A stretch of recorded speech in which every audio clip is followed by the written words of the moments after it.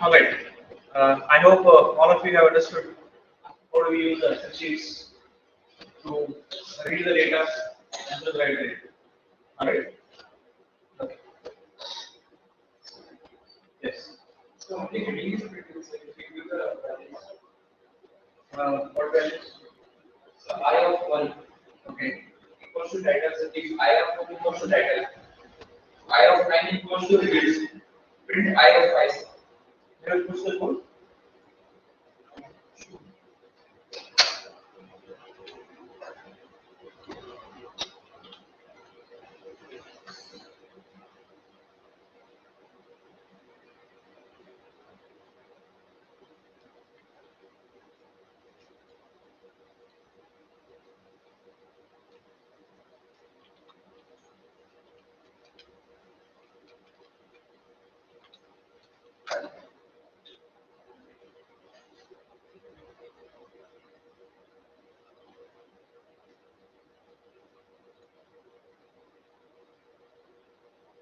Yes, which one?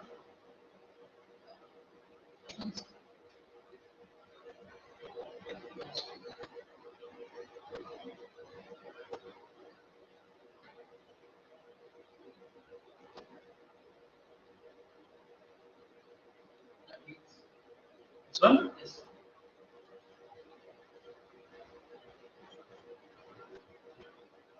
In C drive. We have this folder. Just verify. In C drive. And then this file is there. Why you kept in this one? C drive. Inside C drive. That is really the restricted area of the file access. You should avoid adding the file to C drive. There will be permission errors sometimes. So you can keep it in other drive or you can keep it on desktop also. Again, the desktop is a part of C drive, but desktop is inaccessible. Okay. So games is there, then slash games.csv is there. You're opening it as a read mode. Okay, that's right. Then we have CSV reader. I imported this. File is here. I is here. I of 1. What is I of 1? Column name. Column name is title. Okay. Then what you are trying to do here in this condition? For example, if it is I of 1 is matching the title. Okay. So what will you do? What you are doing that? If I of 9 is reviews and you are matching it, okay, match it. Now, what is the aim of doing this? You are actually matching the headings of the Excel sheet, right? So you should not do this one. You can just check the values here, the column values. For example, if title of the game something like CZ, okay. So CZ will be the title here. Okay, not the column name. The value in the column, one value pick it, put it here. In review also, the review system is 5.0 is there. The 5 value you should put it here as comparison. So that we have different values which is going to be changing in the Excel sheet. Those values can come here. Alright? You got it right? How about this one? This is also not getting? Why is not there? Alright, let's get back.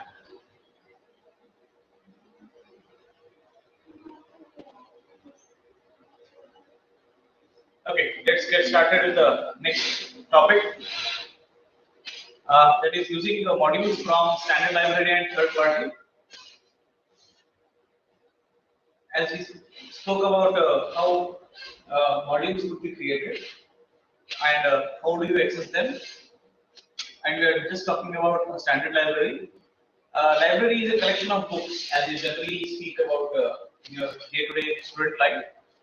Book or a room or place where many books are stored and to be used later. That means it is a place where we keep some ready things and we wanted to, whenever we wanted to use them, we just use one of them. Alright. So we just keep them because we don't want to create them again and again. That's why we create them once, we keep them ready. Whenever we want it, we use them. Alright. So at that in that case, you have Python modules library which you need to know to use them. Okay. So in that context, let's discuss more about it. Programming word library is a collection of pre-compiled or pre-coded, well-tested codes that are being kept ready for you to use it. That can be used later in the program for specific well-defined operations, like we did with respect to your finding out the maximum, finding out the square root, finding out the pi value. Other than pre-compiled codes, the library may contain documentation, configuration data also. Okay. I mean, if you have a function like square root in mathematics, along with that, there will be some configuration as well as the documentation about what the square root will do. Description, paragraph of explanation on that. So all those configuration and explanation also being kept as a doc strings in the Python packages. All right, doc strings are strings which explain what your function or what your module will do. You can access them with a doc string in the print. It also has a message templates, classes, and values into that. Okay, one file if you take it, they will have a message templates. Then they have message template is nothing but communication between two classes. Then we have classes which are a template for the program. Then we have the values in that. So values could be of any type, and we also have the I mean in the complete file we also having functions which are part of the class and which are not part of the class. So both of them will be available into this. We say they are related modules, the collection of related modules. Whenever we say this, whenever a module you pick it, in that there will be some more files which are again nested to the core functionality. Okay, so that's how they will be having a related collection in the same package. If I take a math package, only a math libraries or modules will be found in the specific package. Alright. So in that context, we will have a different packages related to a different functionality. If I am choosing a functionality, I have to choose a package. In that package, again, you have sub functionalities or functionalities which are supported by the existing domain that you are choosing. For example, I wanted to do all the mathematical operations. I will choose math module. If I want to go for data manipulation, I'll use pandas. If I want to represent the same data on a graph, I'll go for matplotlib. Okay, so that's how we will have different packages for different specific purpose. In that purpose, again, you want more mechanisms. You go on exploring different objects in the same module. So, Yes. we encounter with words like modules, packages, libraries, and packages. So these are all words. So, like, who is part of whom? Okay, let's discuss that hierarchy. Yes, let's discuss that first. We'll get back to that.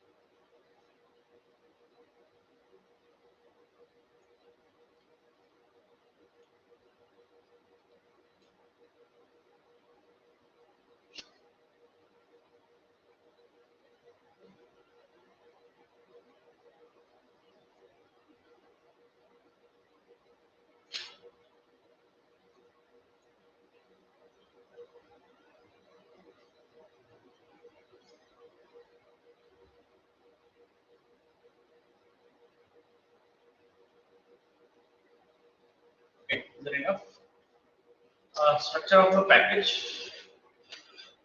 when you look at this, you'll have you create one package because you wanted to put a lot of modules into that. So this collection of these will create a library for you. Library, we are saying collection. So the collected thing is kept in package. Okay. You can call this as a library also. You can call a package as a library also. This init underscore underscore init underscore underscore py is a handler of all these things. It's like a initiator of all these things. Okay. So these files have their own specific functionality. They have their own constant values. They have their variables. They have their functions. Our work is with the function itself, but we are creating this package and module. Inside that there is a function. Okay. If I, for example, package is a math package and there is a mathematical operation somewhere. In that there will be a square root. So my work is with the square root, but I am keeping them very deep inside the specific module. Module is one thing which contains lot of other definitions, other function definitions. So that way, I will be dividing all those modules based on their functionality and functionality of access. So that's why they have been added differently. And this sub package into this one again can have based on their functionality, they can again divide their functionality. Okay. Again, if this is also a sub package or sub module, sub library, then this will again can have a hierarchy of division of the modules. We have some more example. This is a parent, this is services, this modules. Modules can have again two modules. These modules can have again services. This with respect to the software, I think. Here is the actual functions. Functions package. You have simple math module, as we told, module 1, simple math module. In that module, again we have addition function, subtraction function, multiplication function, division function. So these are actually the one, this one, then I will be able to have this one. Okay, that's how the hierarchy is being followed.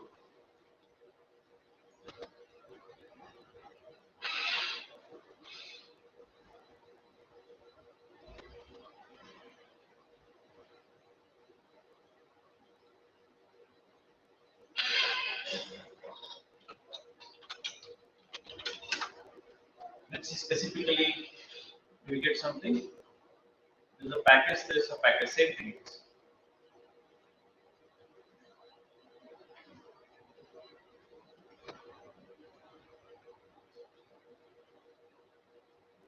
Yeah, same thing, but they have a specific example. Let us have it a view. There's a cars package. The package name is cars. And we have the sub package, the modules like Audi, there is sub package. There's one more sub package BMW. There is sub package Chevrolet and Nissan package sub package. So these are sub packages. Under that, I want to have modules. So Audi, we have this underscore underscore init, which is my initiating program. From here, I will be having the Q7.py, A6, A8. They're all versions of Audi. Okay, different versions of Audi. Then we have BMW. For BMW, they start with the i8, X1, X5, so all of them. Okay, these are the versions of that. So I just say the meaning of this one is the same thing happens for this all things. We enjoy all of them, and for Nissan, different versions. The meaning here is to understand that one car is the name of the car. In that name of the car, we have different versions of the car. Okay.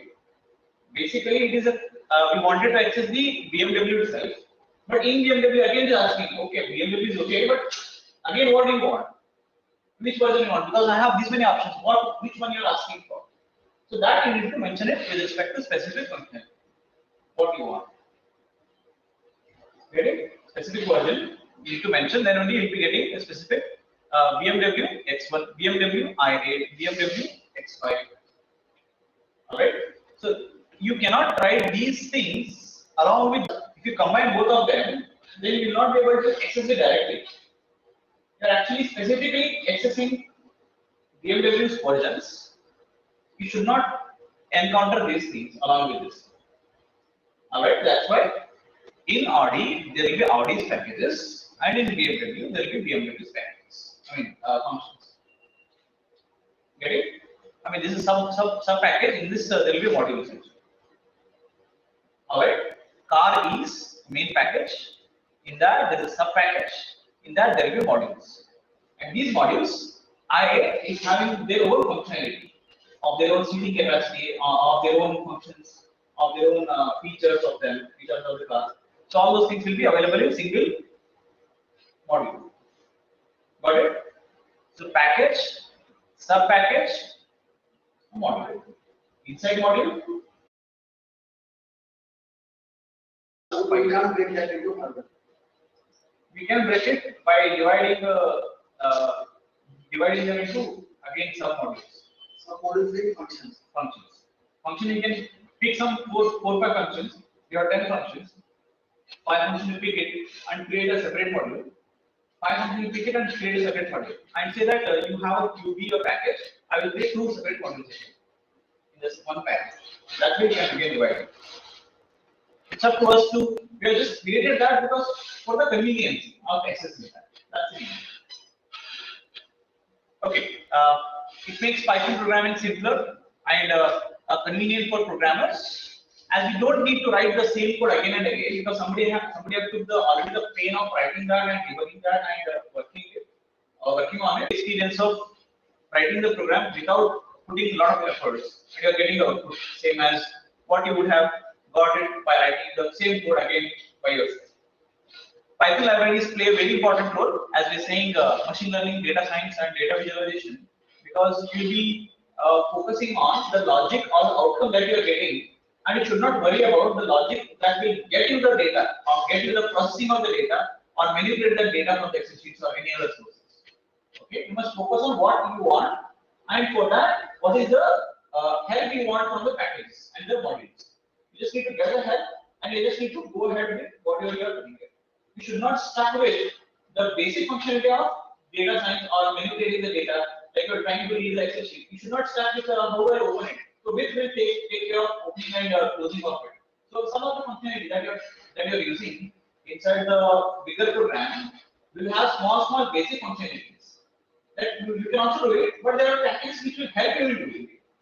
They will take care of that thing. So that's why to take care of the basic functionalities which you don't have to worry about, which everybody will be using commonly every day in the development.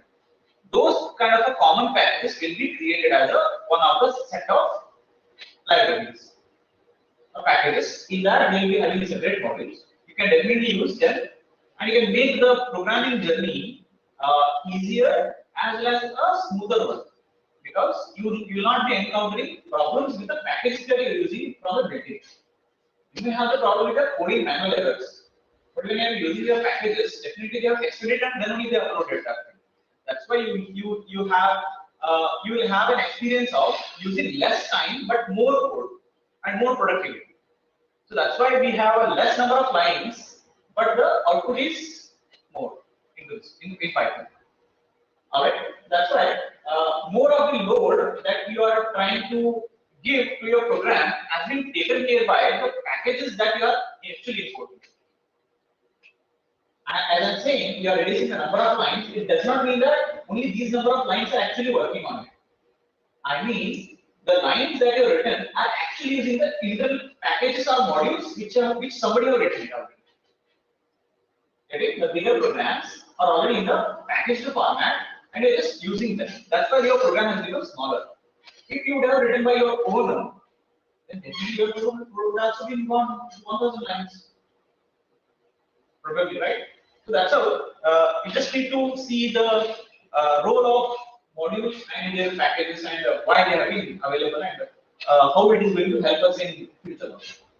Okay, let's go ahead. How do you work with the Python library? Python library is simply a collection of codes or modules of code that we can use it in a program specific operation. Yeah, we don't need to write them again.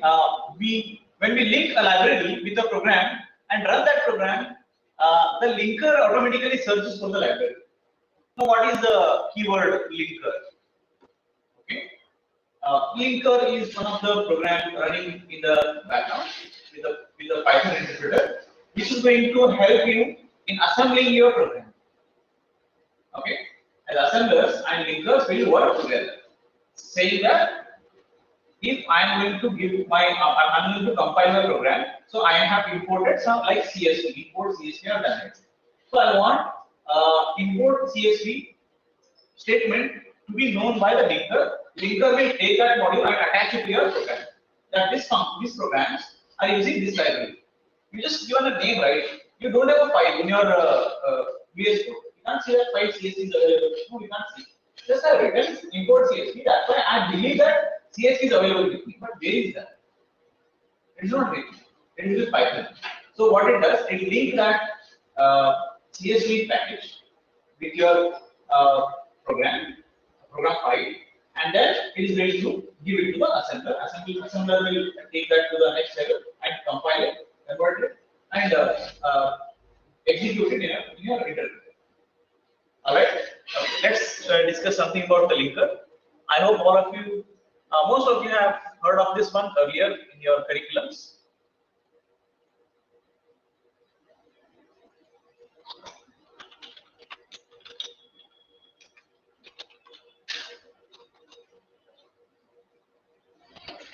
Linker takes a target directory. In our example, the target directory is CSV, and to destination directory as an arguments. Destination directory is where you have to take that directory in your project directory, target directory. Destination directory. Where you have to take that. And links everything from a repo, that is a repository, into its correct location and determined by the name of the target. Okay, take that from the target directory, and it is going to take that to destination directory, and it is going to keep that file and there at that place during execution of the library. Okay, that's what we say here. Let's go and see if we can have the process being seen.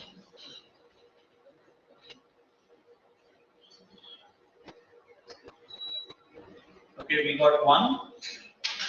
We have one more. Okay, let's try to understand this part of it. This is with respect to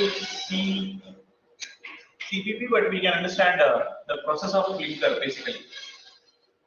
So we have the source code, we have the preprocessor, we have the object code. Object code is nothing but the code which is ready to be executable. Ready to get executed. Okay. Once the compiler is done, so then we have to check for assembling them. So here it is getting assembled. So we have a library, which is my repository of the packages, and here is the linker program. It is going to link by taking the library, one of them, into this one, and it assemble that.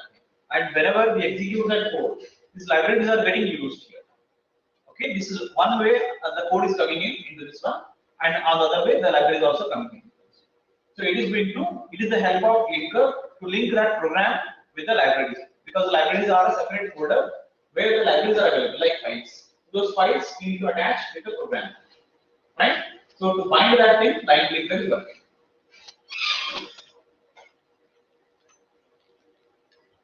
Obviously, library object or multiple objects, you can obviously link it out. Okay, I hope we understand that when we link a library with a program like import CSV and run that program, the linker automatically searches for that library and link it. Got it? That. It extracts the functionalities of that library. functions of this library. Methods of library in a program. We mentioned it here. Do you understand this keyword? Methods and functions. Methods and functions can be used in alternate words. Okay. In place of function, you can say method. In place of method, you can say functionality. Both of them, both of the words we can use it. Okay. The meaning is same. It's function itself and its method. Function is a method, method is function. Alternatively, just say those words. Got it? Okay. In object-oriented programming, you will see this name as a method. Okay. We have two concepts in object-oriented programming saying that there will be member functions, there will be data members. All right. Data members and member functions or methods. Methods are values or variables. So, but the methods of functions which operate on an object of a specific data type, and they are within that they are actually within that scope only. Right, but they don't operate on an object. They are being accessed from the object. For example, obj.reader.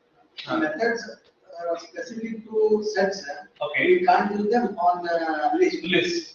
Exactly. But when you say list methods, list dot you when you invoke them, that means they are not operating on the list because but they are accessed from the list and then operating on the data available in the list. Two ways actually.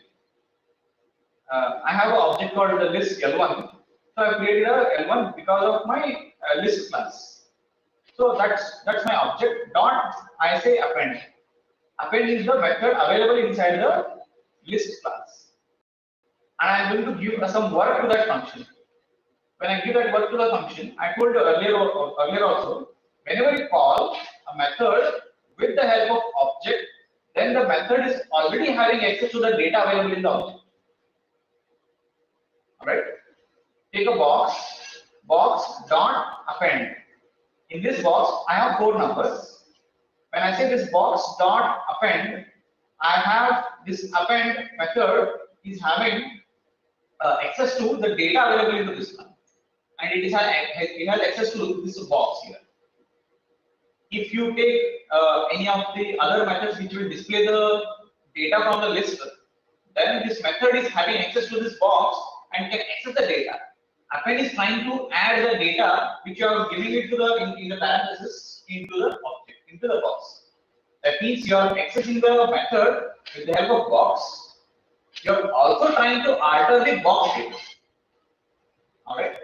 So with that statement, we can say that the methods which are accessing are a part of the object, and also the object data can be manipulated with that method. Both the way it is there.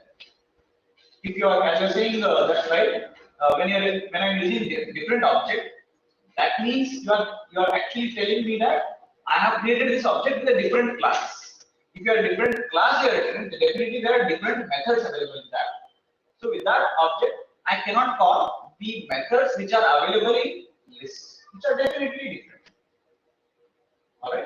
So that way, let's understand every time when we say class or when we say functions or when we say object, let's focus on a box as a class containing separate functions related to that box itself.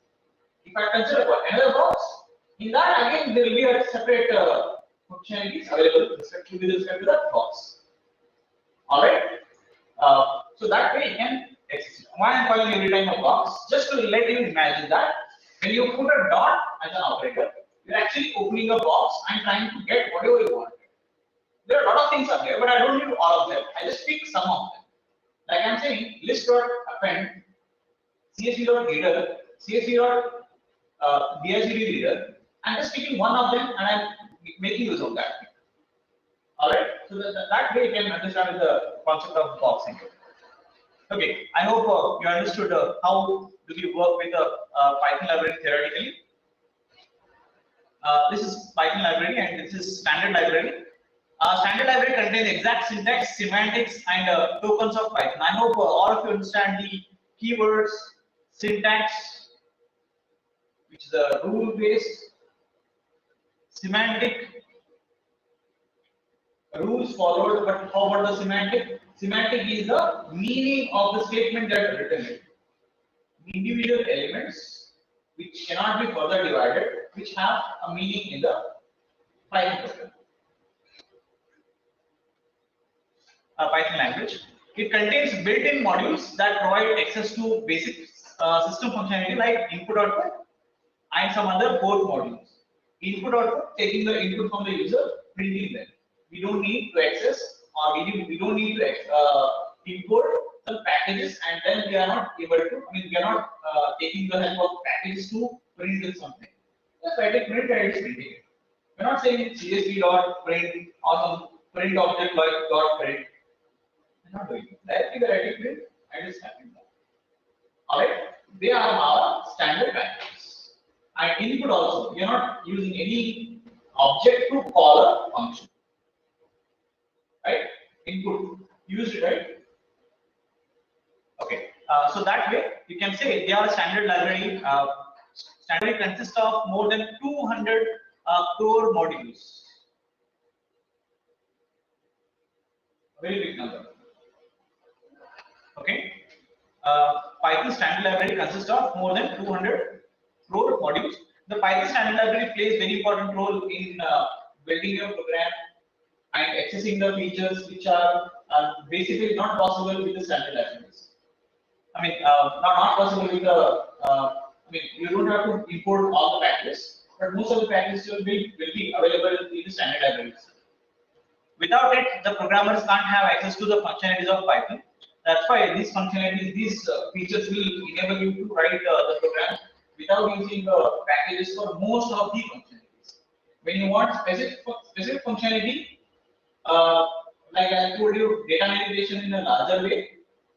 So in that context, you have to have the packages being imported. Till that point, you're comfortable with a lot of features that are already built in standard libraries.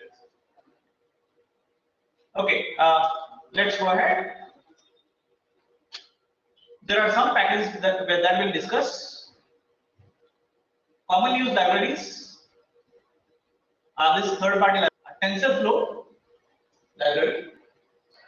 This library allows you to build machine learning models and also deploy the models and maintain that model and train that model also. Okay. In collaboration with the brain team, it is used in machine learning and deep learning algorithms, and these algorithms are already there as a machine learning models in the online tool. This is online tool. There is online tool also available. And just we are talking about the package, which we can take it out in your offline computer, laptop. And there is also a tool in online for TensorFlow. You can also create, you can also deploy or upload your model that you created locally. Model is nothing but okay, we'll discuss that later when we do the event. Yeah. TensorFlow is developed by Google, sir. And the internet is used by OpenAI to develop machine learning models and develop ChatGPT, which is going to kill Google search engine in future. No, it doesn't. It cannot actually. But it is it affects the number of searches. Popularity of Google search engine. So people will shift to ChatGPT. You cannot do that actually. Because if I want to shop something, I can come down to Google and I can go for shopping on it. I can compare the prices.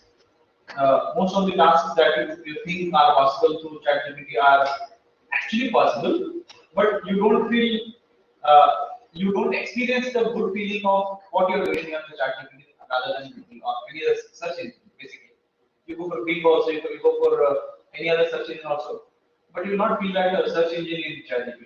There's definitely distinguishing parameters are there, which will let users to switch between ChatGPT and search engines. Both will exist, but they coexist as alternatives. Whenever I want it, I'll switch back to any one of them. And as we're just beginning with it, we're not bifurcated or differentiated its usages. We just using both of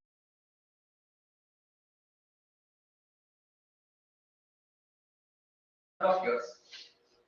You are in a technology business and logistic business. Flipkart basically is in a logistic business, not in a sales business. It's not in a sales business. It earns through ads and the platform charges as well as the shipping charges. It's a logistic company basically. So logistic company needs an expensive delivery platform or logistic platform basically. So that will have an impact on the technology side of it. So AWS is enabling the technology. Then obviously you are a client of an AWS. By selling each order, you are actually giving a part of percentage with AWS. So they are not rivals, they are partners in the revenue sharing. They are revenue sharing partners in that case. If Flipkart would have said, no, you are a rival, so I will not use this one, I will go to Microsoft. Microsoft doesn't have e-commerce. But at least Amazon can dictate AWS that you don't give your services to Flipkart. That it can give, but again, it hampers their credibility of being open to everybody. Because it is just a seller. Why should so again, that's what it says. I am a separate entity altogether as a technology. Amazon is a separate entity which is selling something. If we try to combine everything and try to get a monopoly, then obviously it loses everything what it has gained from it. There is a psychological game that they play. That's why it happens. They are not rivals, obviously. And that selling technology, they're earning from each order that they're selling. That's technology. All right, all of you, let's focus on TensorFlow. So researchers also use this Python library to solve complex computations in mathematics and physics, because there will be a lot of parameters that you need to consider before you have to conclude in some answers. Okay, in mathematics as well as in physics. Let's go for a TensorFlow package online and just see what it is, and we'll get back to this.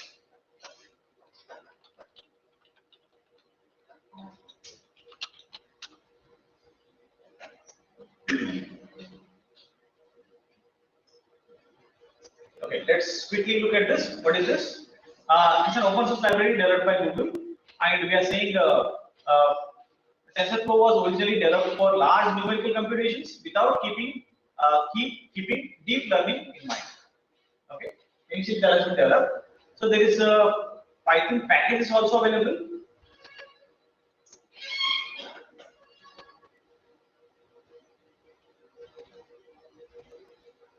That you can install.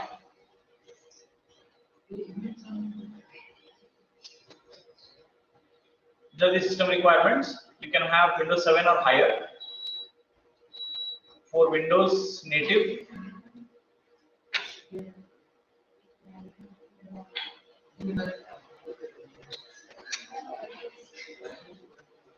you can install Miniconda or some of the Anaconda or Miniconda, any one of them you can use it, and you can install this one.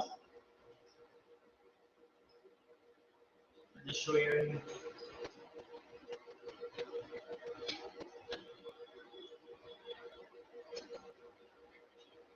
It is a Linux.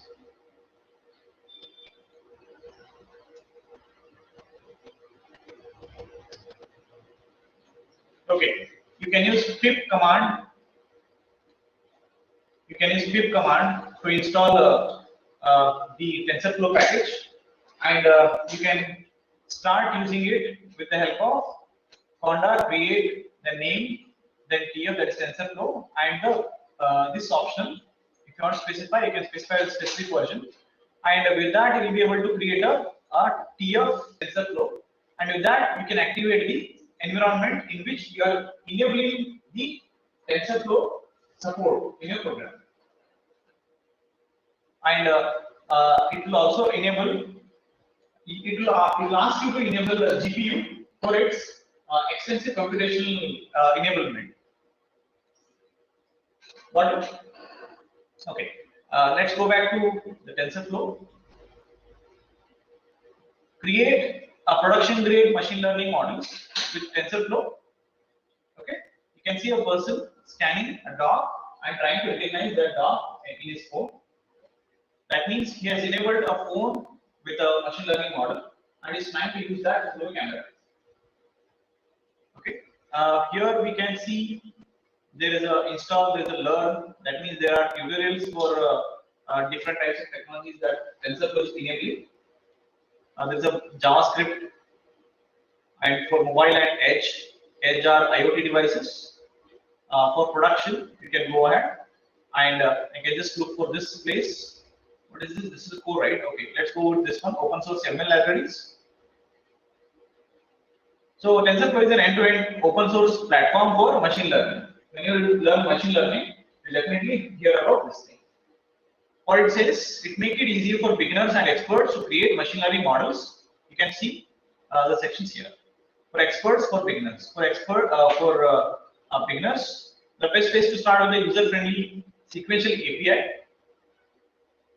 This is how you can write an import statement and start writing these kind of programs.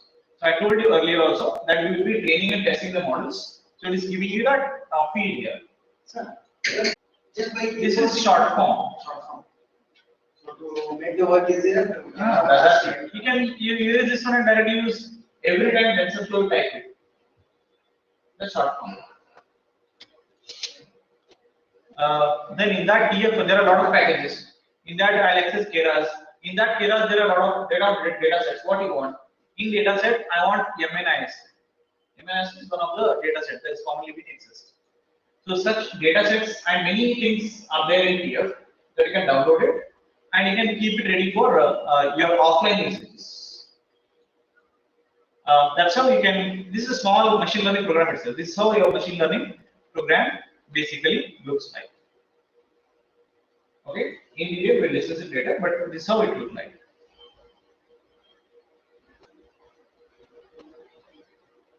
Solution to the common problems, you can have it like your first neural network, generative adversarial networks, neural machine translation with attention,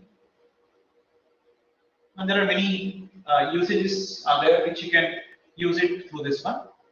Like same thing with for the mobile and edge also. Edge devices are IoT devices. Edge we say because your smartwatch is an edge device. Smartwatch, whenever you wear it, the back camera of it is actually touching the screen and it's trying to find out the SPO and heart rate, all of them. And it is computing there itself. Computing means it is calculating there itself, how much oxygen is there, how much heart rate is there.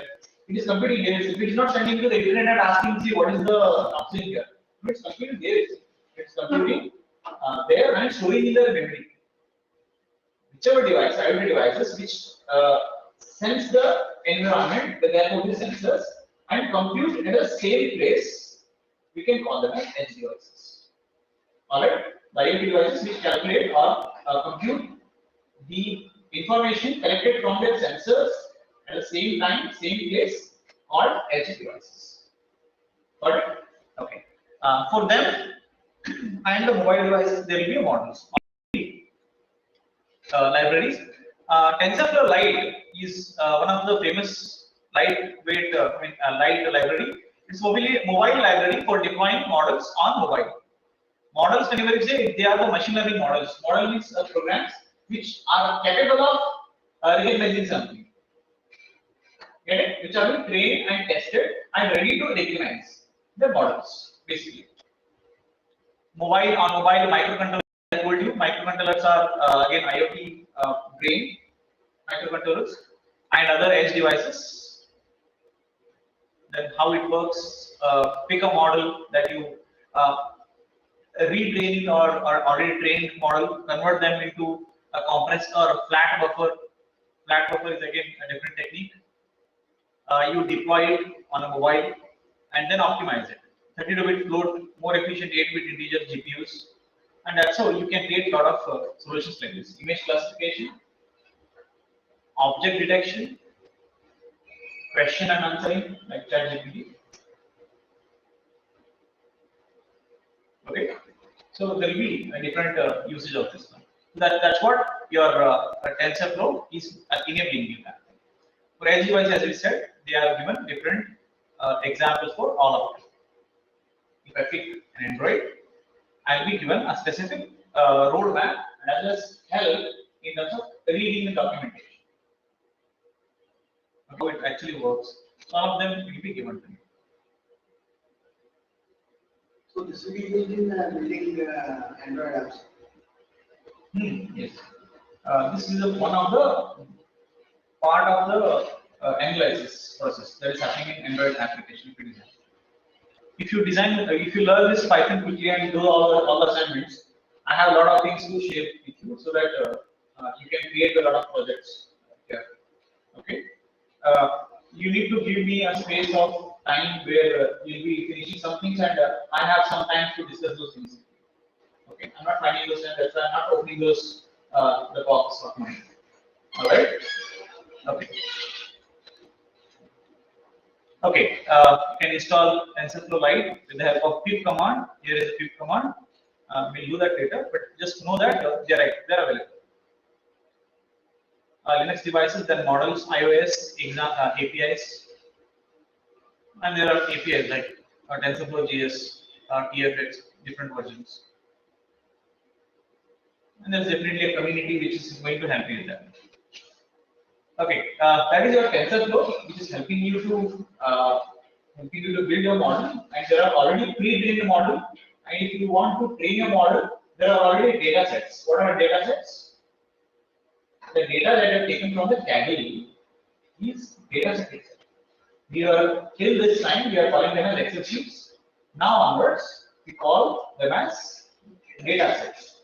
Okay, so that's what data set is. So on those data sets, to analyze anything or to train your model, train your program, so you'll be using visualization. Okay, displaying them in a plots, highly defined figures like a pie chart, histogram, scatter plot, and graphs. I hope you have heard of these words. Okay, you know this histograms. You might not know. Scattered graphs are dotted dots are there on the graph, and there will be usual graphs like X, Y, Z. And there will be pandas. You might have heard of this one. Pandas are important libraries for data scientists. It is an open source machine learning library that provides flexible high level data structures. Basically, I told you it's a data manipulation package where it is going to give you different types of data structures. How we have data structures like list, we have set, we have tuple, we have dictionary. We know these kind of data structures. But again, sometimes we feel that they are not enough. We want more data structures to handle the data. Like I want the data structures which directly say create a matrix, so it should create a matrix. It should not allow me to write two for loops, adjust the length of it. It's very complex. I feel difficult to write those things. I want directly matrix. I want to create how much I will give. I give the elements, you create the matrix. That easiness is being done through this pandas to create a data structure suitable for the data scientists who are very much handling the data. This is an open source machine learning library, provides the flexible, high level data structures and a variety of analysis tools for you. It uses data analysis, data manipulation. Python program is not properly working. Think about the machine learning programs which are actually depending on the data itself. How do they operate without data and without the clean data, basically? Right? So to clean that thing also, there will be pandas which will help you.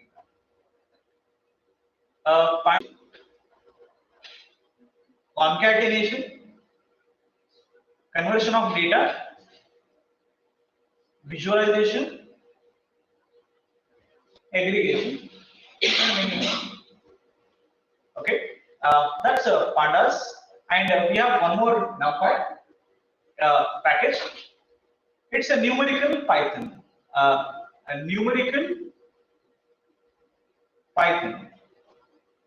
Okay, NumPy.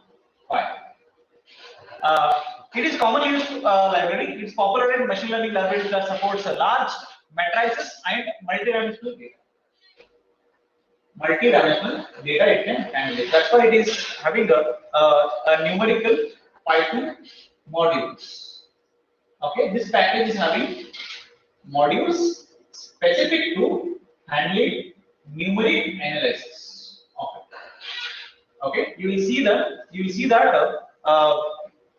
will be handling a large amount of columns. Like Excel sheet is having like 1 lakh records are there, 1 lakh rows are there, and it is using that column 1 lakh rows and using that those a whole lot of lists into the function and concluding with some numbers. Okay, giving out some numbers, one single number out of it. So that kind of a powerful this package is. It consists of a built-in mathematical functions. New libraries like TensorFlow use NumPy internally to work as a TensorFlow. TensorFlow in the background is using NumPy because TensorFlow is helping machine learning models, which is again computation. Different types of computations will happen. So in the background, TensorFlow is constructed by using NumPy.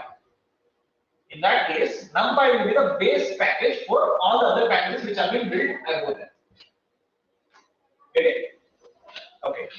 So what's the difference between pandas and numpy? NumPy is having only numerical Python. It doesn't know anything of machine learning or machine learning models, how to deploy, all those things it doesn't know. It is just knows I will do only numerical calculation. That's it. It has methods to handle that numerical analysis of it. Analysis, whenever I'm saying analysis, I'm just talking about the data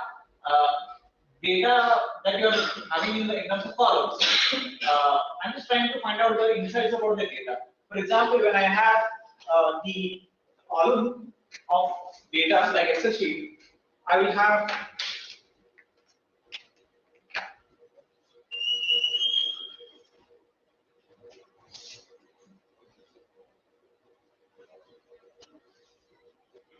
when I have the data like A, B, and C, when I have the numbers like this,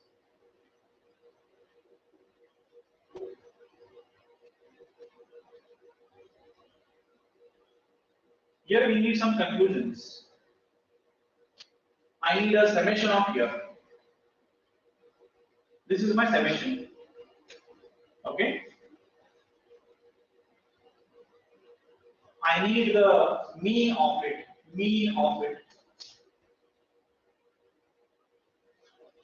I need a mean variant here or variation.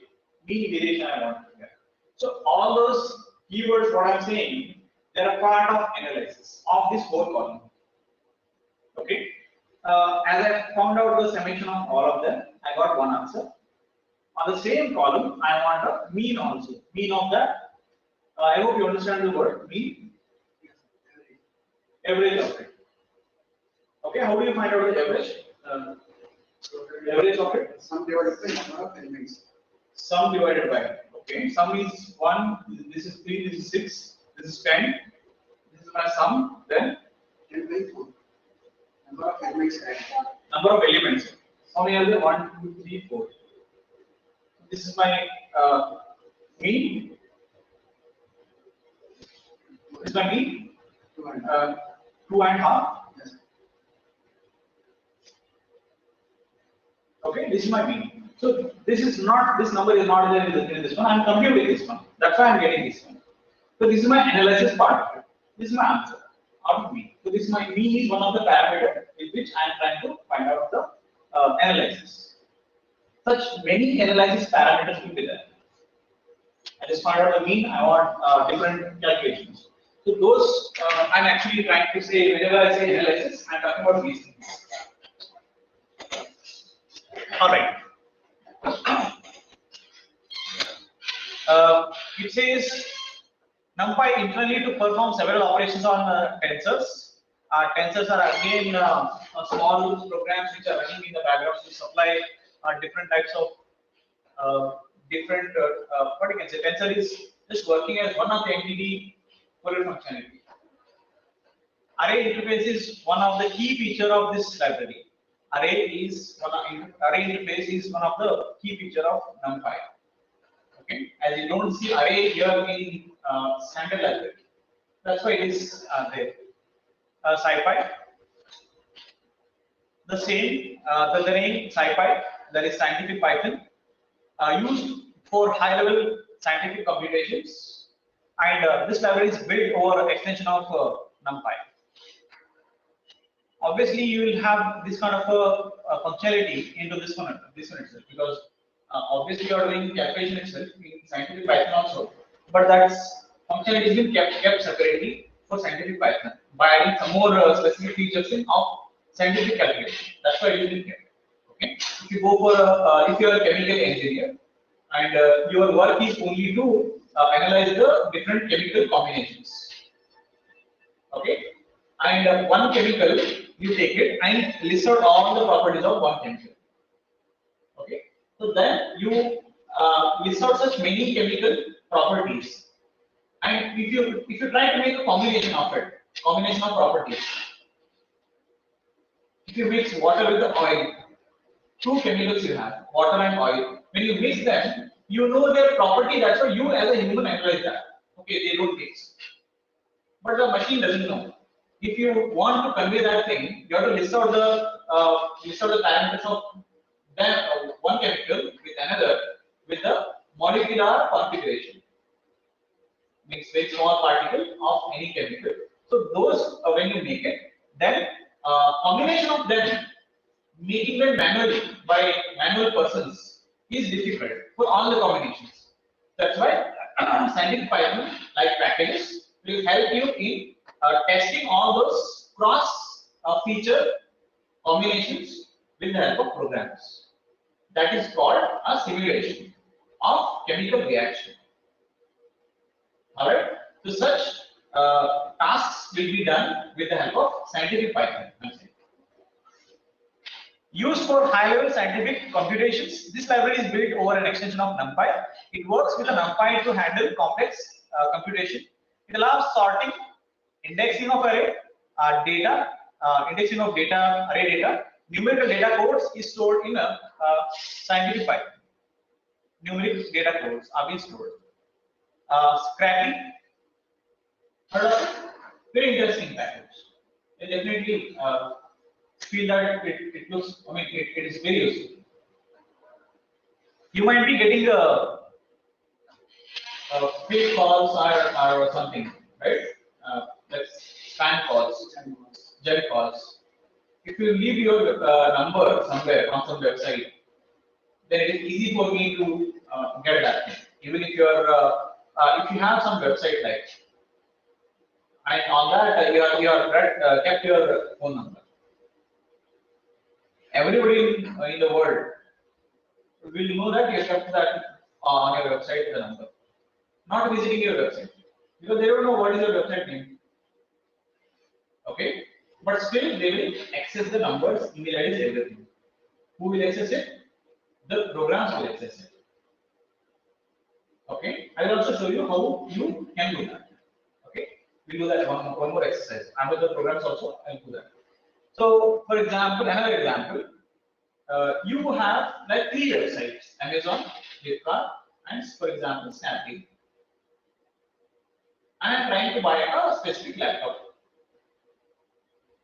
I am not interested in visiting all the 3 websites in 3 tabs and checking that thing, checking the prices of all 3 laptops, and next time when I check one thing, I want all the prices to be coming in for all 3 websites in one place, so that I can compare it immediately.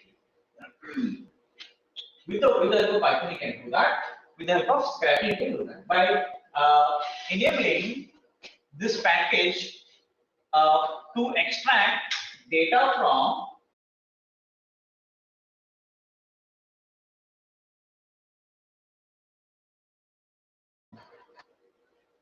moments, go to Google and search something. We call them as browsing, getting information, crawling information.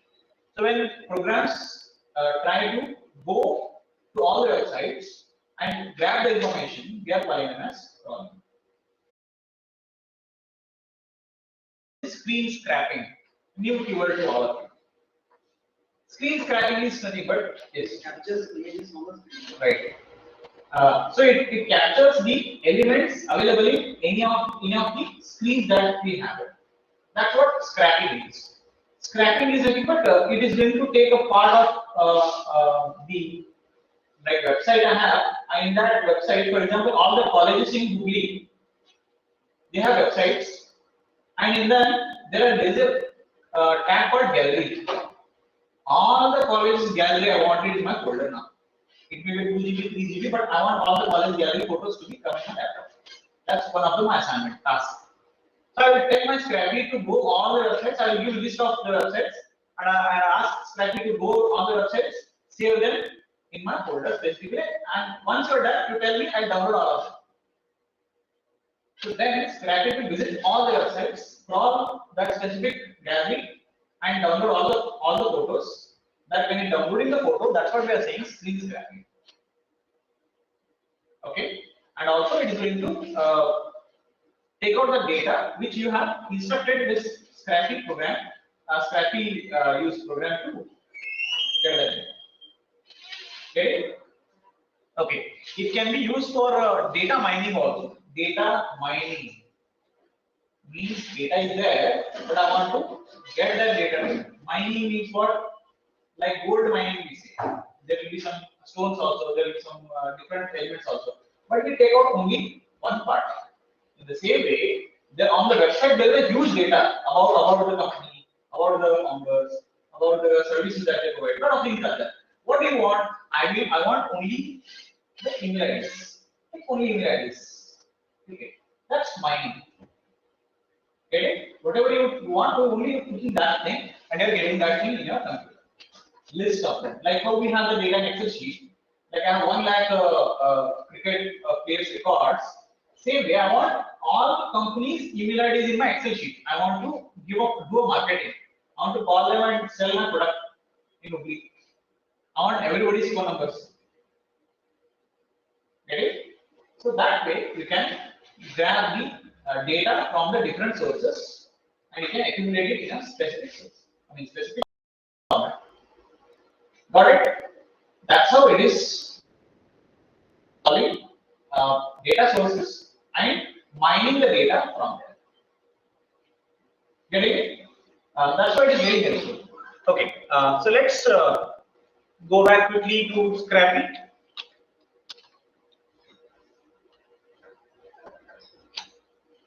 With a beautiful soap, you do a lot of things. We have beautiful soap. Okay.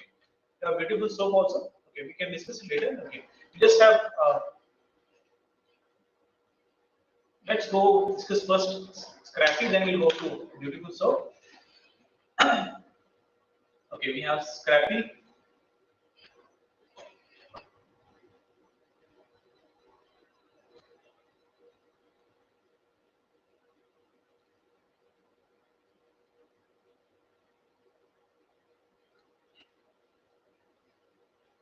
Okay, it says Scrappy is free and open source web crawling framework written in Python and developed in some place. Originally designed for web scraping, website scraping. It can also be used for to extract data using APIs. API is nothing but there is one URL like this. That license is called API key or authorization key to enter into the server. Else it will not let you enter into the server. It will block you. Right? That string is called, that selected string is called API. Got it? Okay. Next, okay, as a general purpose web crawler, it is currently, it is going to crawl with the help of API as a general purpose crawler. That's what it's trying to say. And it is written in Python, developed by formerly Scrapping Hub, some company, in 2008. It was there.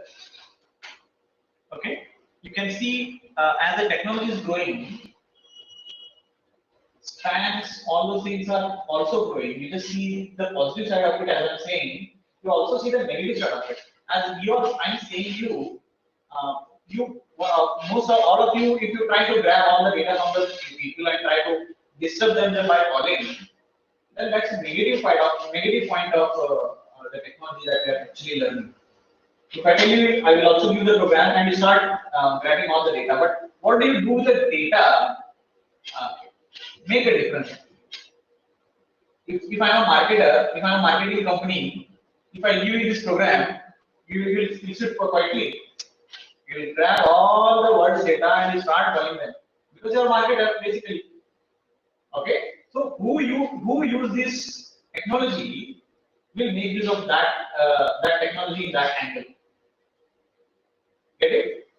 Definitely, if you're some person who are young, and if I tell you to grab all those numbers, then you will use that thing in different way. You disturb people by calling them, right? So that's how this technology is only there as a technology. How people are using it, it's up to you. I mean, up to the people. That's why the ethics are diminishing in so fast because the information is becoming very handy nowadays. Go ahead with some images.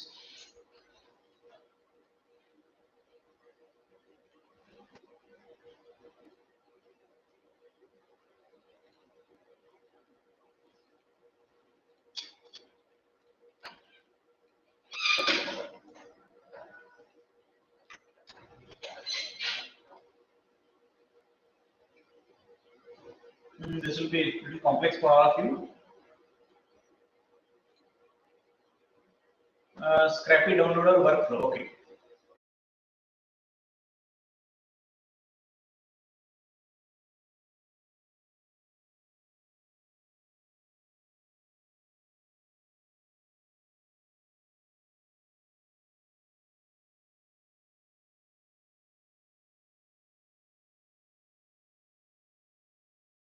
Anything to me in somewhere server, or do you want me to download it in my file continuously? So how do you want me to do that? That firmware will tell me. Firmware is nothing but middleware is nothing but you're writing the logic of your own. That's how you handle that. Or sometimes if you download, if you get an email ID, please send the email to them with the subject and this matter. Might be another way of writing a middleware. I got one email ID. Immediately, what is the work? Send it in my marketing picture. I'm selling this product. Send it to you. That might be one of the middleware. Spider is this is my scrappy engine, which is going to managing all those things. And a tutorial for doing that one with the caution I'm saying, just use it for ethical use.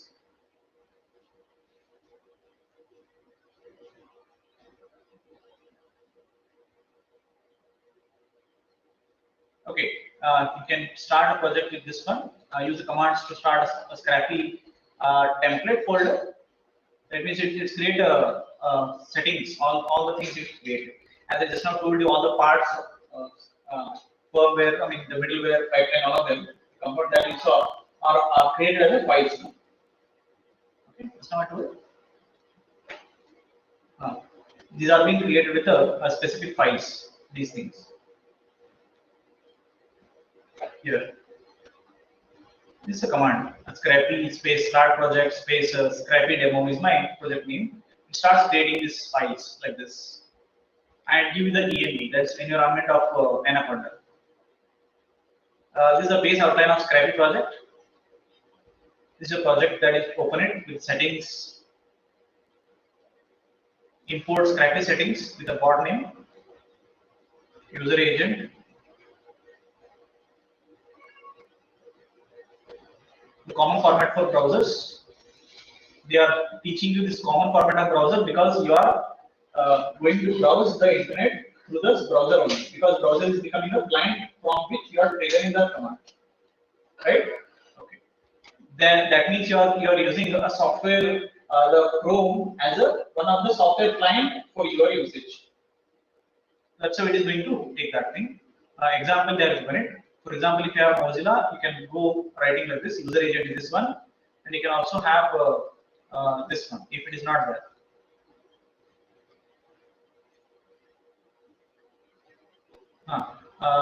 It mostly kept enabled, so our Scrappy will respect the robots.txt policy by the website. Robots. txt is the file uh, which defines the policies of your website. When you create a website and you post it online, and you allow your server to know what is allowed and what is not allowed. User agent, Apple bot, disallow Ajax, disallow downloading this file, disallow downloading this folder.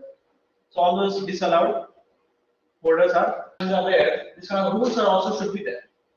This is not allowing your access source to be accessed for the scraping programs. Got it? But then obviously the information that you're keeping on the web page is publicly, definitely they are exposed. You want to expose it, they are making use of it. You want to show your number because somebody as a customer has to call you back. Rather than for the calls, you're getting the data is getting recorded by somebody. Okay, concurrent requests, concurrent items. This is your download delay, that is 0.25, that is 250 milliseconds.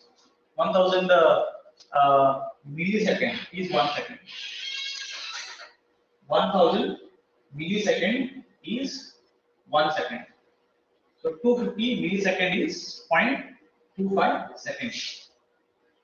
Alright? Okay. So that is your download delay. Means after one request, what will be the next request? Like that, download time, long enabled, password. There will be a lot of them.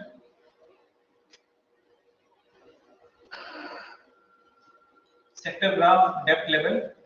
You need to look for depth level.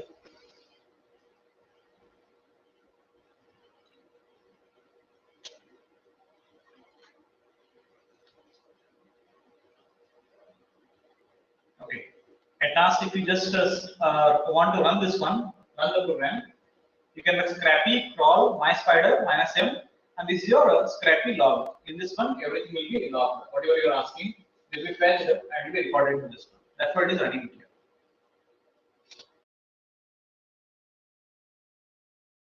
The website of looking for a result. I put a university number, I put something, and I click, my result will come. If you want to see all Karnataka students' result in one Excel sheet, irrespective of university, then you can design a program in Python and allow the scrappy to go to that specific website and tell that text box name to this one and give starting university numbers and allow it to crawl it. Just click it and just wait. It will download all the results of all the students in Excel sheet, and you can simply just sit and view the result. Don't go to the website and enter the number, click it, enter the number, click it. How many times you do? There are 1000 students. 1000 data you wanted in 2 minutes. Just click it and wait. It will come. So this is how you go. Getting? If they have not kept captcha. And the captcha, again, one more loophole. Just telling to you with caution. If it just doesn't refresh the captcha on the screen, the captcha doesn't refresh, then also it is very good for you. One time you see what is the captcha, give it to your program, and just run it. It runs it the 4-bit, the same captcha every time. Because every time the website will be showing the same captcha for one user. Another user for different captcha. Captcha, I don't know if you understand. There will be some jumbled words on that. That's captcha. That's how it will be done. You just have to tell them name of the object. Object is nothing but a text box. In the background, there will be a name of the text box input. That name it creates it. Because when it's crawling the tree of how HTML is constructed, you need to give the name of hierarchy of that. It reads there, put the value, and for submit also there is a name. For submit also you should give the program a name. This is my text box programmatically. This is my button programmatically. I will click on this button programmatically. Trigger that programmatically. Because the program doesn't have cursor to click it. It click it programmatically. Get it? When it triggers that, the result will come. Grab that. Again, put the new number. Click that programmatically. Get the result. Grab that. All those things you can do it. Alright. So that's how scraping will help you in crawling different data points. Got it? Okay. Let's go with the next one. Interesting. What are the use cases you find with scrapping? Use cases scrapping. You can find their numbers and all the One thing. Okay. we can access their email and send them our advertisements. Okay. Okay. Then specific. Specific. Huh? Hacking. How?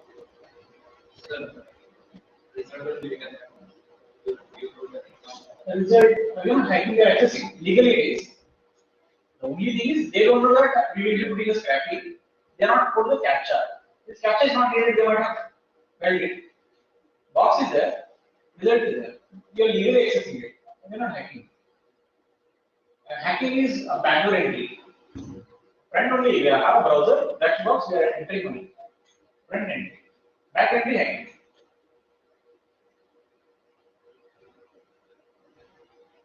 Access images, particular object from all those things. Yes, that will be one thing. Name of the image, or you recognize the image in that case and access them. All the images, similar images, like all the passport size photos of all the users in a specific website. Can you access? Anything else you see? In different sectors, you see different usage of these things. So Google Images makes use of this one for scrapping. They have crawling, different search engine crawling is different. They don't use. They do legally again. They don't use scrapping in that case. They have the search engine algorithm which runs back more powerful than scrapping. Any other usage? You're trying to go to the website programmatically. You're not doing. There are 1 lakh websites. 1 lakh website your program is going, driving something and coming back to you and showing it.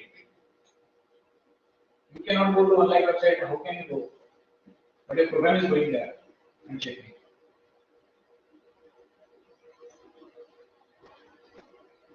No usage other than this.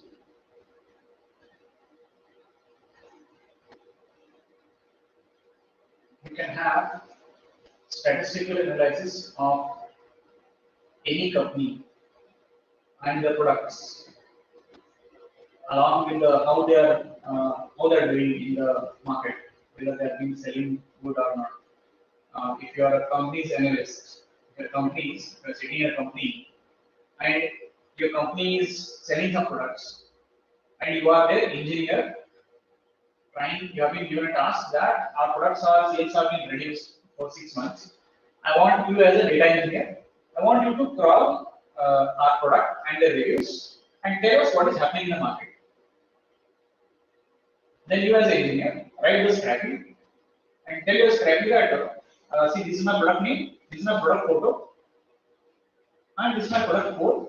You go there internet, go to the different e-commerce sites and see what people are saying about this one. Go to Twitter also. And is there anybody have putting the hashtag of this one bad product or with my name? Is anybody talking about my product? You go there and pick all and give it to me. Then you are actually an engineer sitting in a office and trying to gather the data and showing your company that this is how people are talking about our company. Is it possible physically doing it? Not possible. How is possible? You go to each website and search it. Not possible. So such kind of impossible tasks manually can be automated with the help of Scratch. So we will visit all the WhatsApp chats. WhatsApp chat. Other than the secure things, Facebook chats? public. Facebook chats, Instagram chats. If you use an developer APIs, as I told you, it is 10 APIs. So APIs, if you create developer APIs, which give access to the tweets of users, it can access that also and try to just telling overview, just to access the Twitter directly. You cannot access it. You need to have a permission to enter into that. Even to see anybody's tweets, I need to log in. If I can log in, obviously the program has to again have a license to enter into the server. You cannot directly enter. It has a license.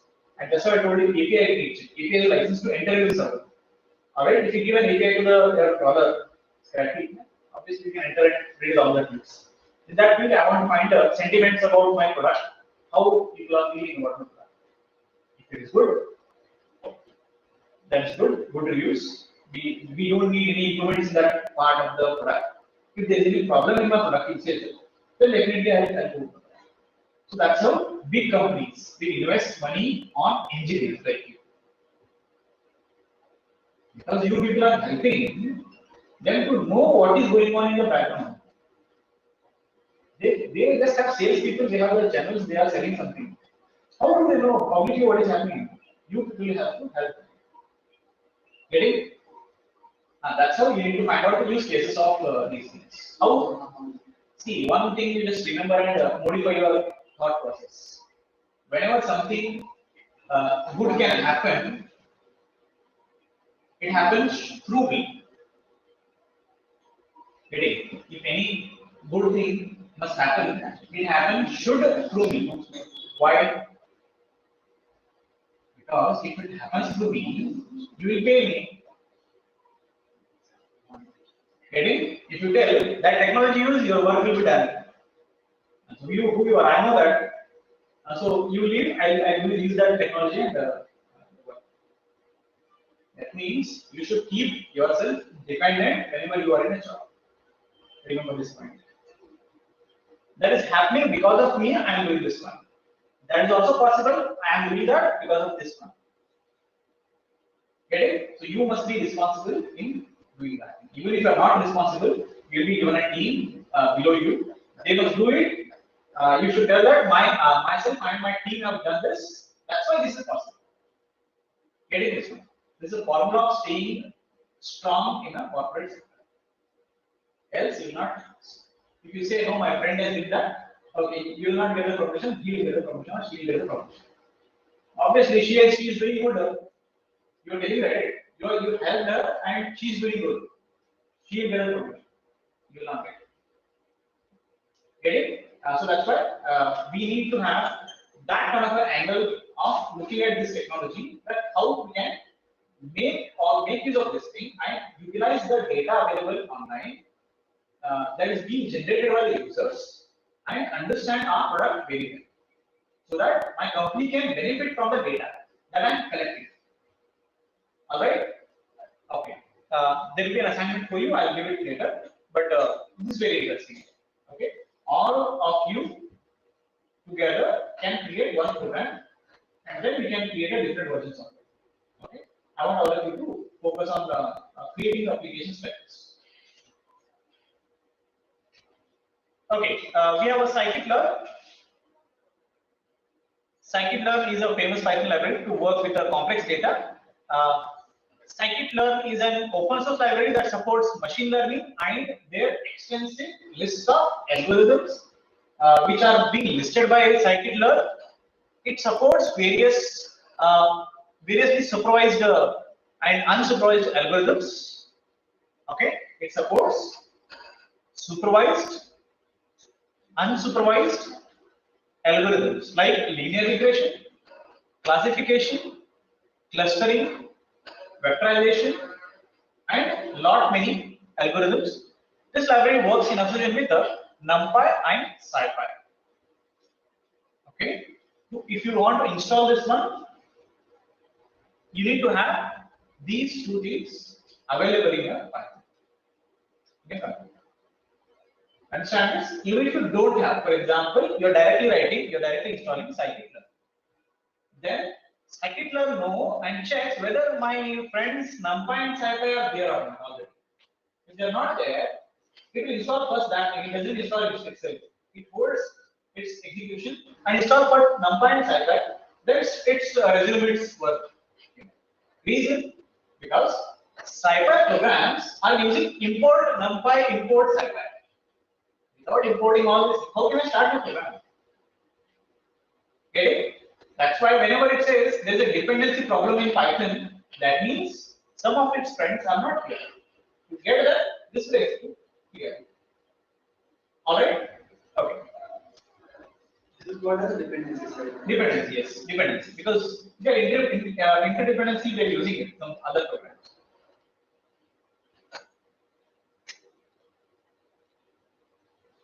Got the sci-fi, psychic lab.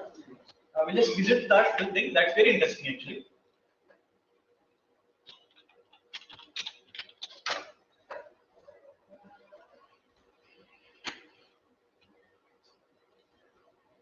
This is Psychic Learn website where you will see a lot of things here. Okay, simple, efficient tool for predictive data analysis, accessible to everybody and reusable in various contexts, built on NumPy, SciPy, and Matplotlib.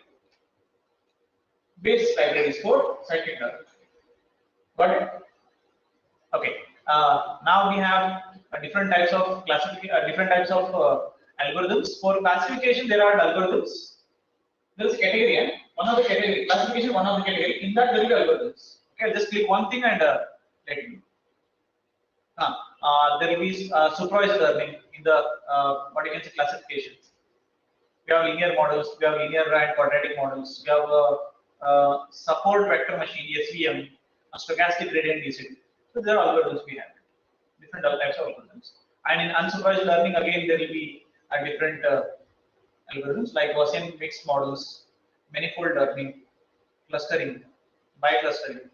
There will be different things in unsupervised learning. And model selection and evaluation, there will be different.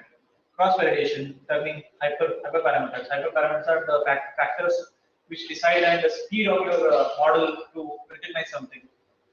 Inspection is there, visualization, as I told you, Matplotlib it is going to use. Scikit-learn, okay. There are a lot of things. Data set transformation. Okay, there are a lot of things. So that Scikit-learn will help you in knowing how to use the algorithm and also tell you how algorithms will be used. Regression, clustering, dimensionality, model selection, pre-processing, that is your data cleaning and all of them can be done with the help of this one.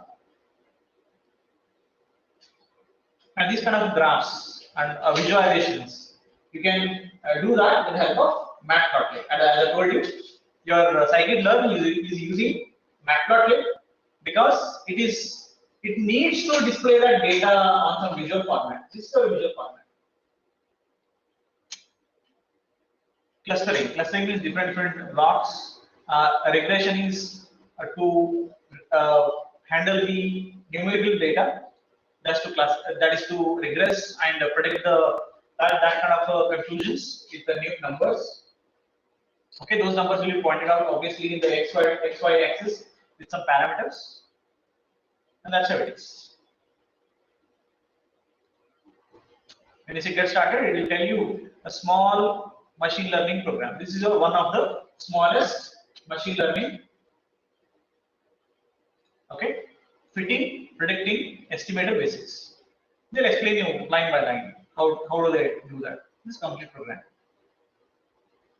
All right, that's how your Scikit-learn is used to access the algorithm, access the data sets, also access the how the model has to be selected and how you have to process the data, pre-processing of the data. Everything will happen from here itself. So Scikit-learn is one of the handy tools for you to go for ML, machine learning. Okay, Pygame. This library provides an easy interface to standard direct media library, that is SDL, platform independent graphics. Okay, that is SDL, that is SDL is nothing but your standard direct media library, and platform independent graphics, audio and input libraries it is provided to design the games. Actually, it is used to develop video games using computer graphics and audio libraries along with Python programming. When we say we are designing Python game, I can design in different languages also. But what is interesting part in this one? Interesting part is you can design a game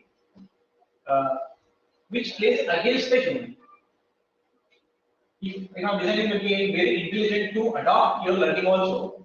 If you design a chess game with a Python, basically it start first it doesn't do anything. It's very bland. Machine learning just program. You move something and the machine machine lost it first time. Second time also lost it. Third time also lost it. 100th time it lost it.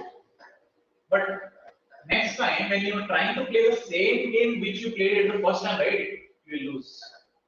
Because it is already learned that how you move next pieces. If you got to know all the time, all the moves it is recorded, that how you move next time. Now move it. It learned already how you move it.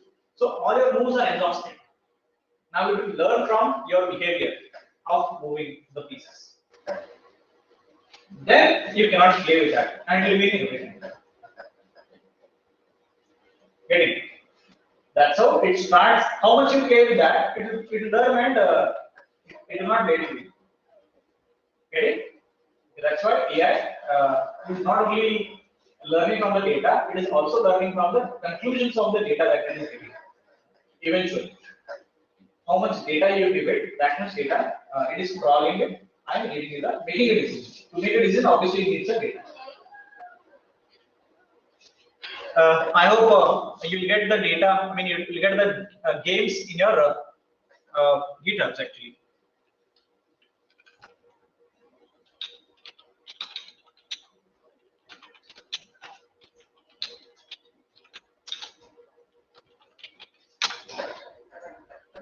Okay.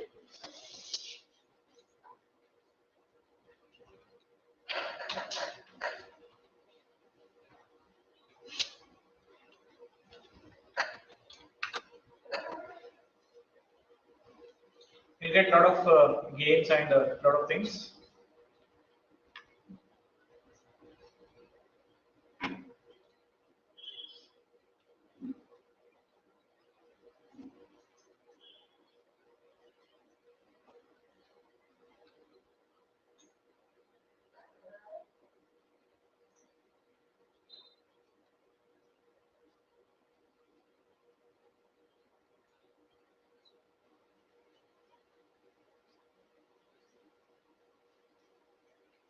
A learning-based AI for playing multi-round koi, some game is there, card game is there. They designed it. Self-playing AI bot using evolutionary algorithms. A self-playing bot built with a neat Python for Chrome. T-Rex game. T-Rex game, I think it's a snake game. T-Rex game is snake game. T-Rex. Nokia skills. No, Nokia button phone. Nokia button phone.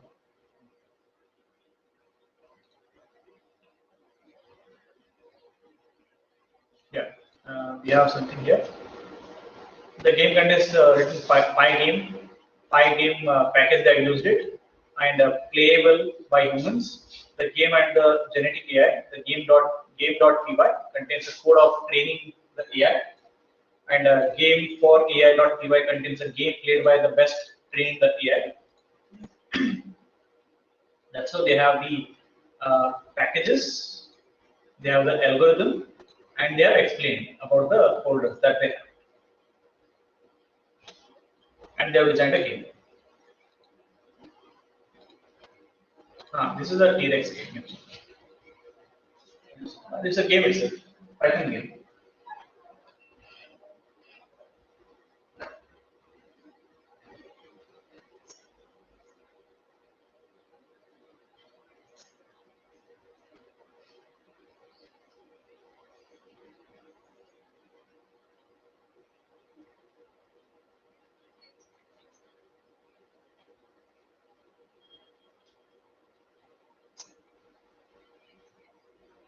It's speeding up actually. So it's automatically playing.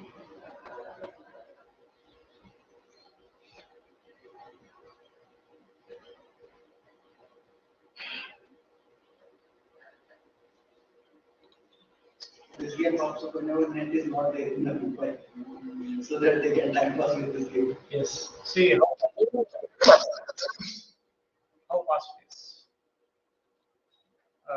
So that way we can design a small games which will help you learn how artificial intelligence is going to learn from the data.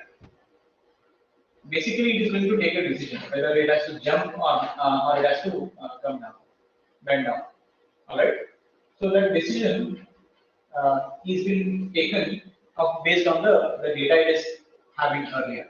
It has learned from the previous one. And if you see it starting, I mean, at the beginning, if it is playing, it every time loses because it doesn't know what to do. After it has reached to that thing, it understands that I have been given negative points. Okay, so then it starts understanding how I am losing the points. How can I gain the points? Whenever it is losing the point, it doesn't take that next time decision. All right, so that's why it minimizes the losses, increases the wins. That's how it eventually takes the average of wins and losses, and eventually grows that intelligence. Okay, we'll see that later. We have PyTorch, is the largest machine learning library that optimizes tensor computations. It has rich APIs to perform tensor computations with a strong GPU, that is a graphics processing unit, acceleration.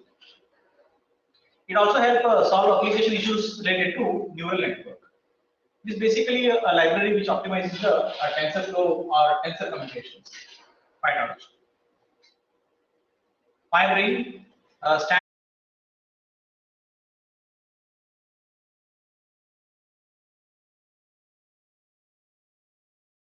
its own practice.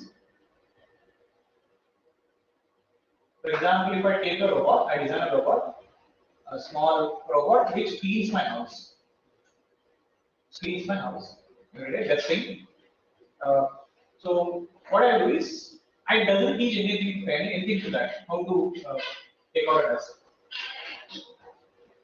And once it learns that thing by just getting trained, but at that time it has to move all the places and it has to clean. I will be changing my chair's position, I will be changing my table's position, everything. So it has to know that it should not hit that thing. It should not move around it and then clean it slowly. So it will learn from the positions of the things that we kept in the house. There is sofa, I should not go and hit here. This much is the sofa, this is where it is there. And I have this place corner, I should go and correct the dust. So it will learn and create a map out of the understanding of its own algorithm. When you move something, some furniture, if you move it, again it will see that you have moved it and I have to change in my algorithm data. Okay, there was nothing was there earlier, now it is there. So this is my new algorithm, new map of the house or the room. Okay, that way when it learns from the environment, we call them as reinforcement.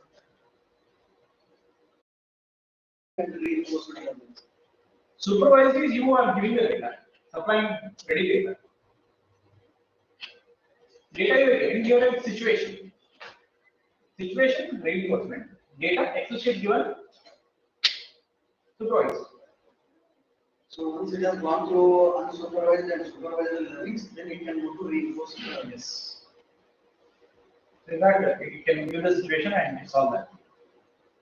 Okay, let's go ahead. Artificial intelligence neural network library. It is an open source library built for beginners in the field of machine learning. That's PyBrain. It provides fast and easy algorithms too for machine learning and its tasks. About the Python libraries, basically, we talked about the standard library which are there. With the help of that, we are able to write all the programs without importing the packages.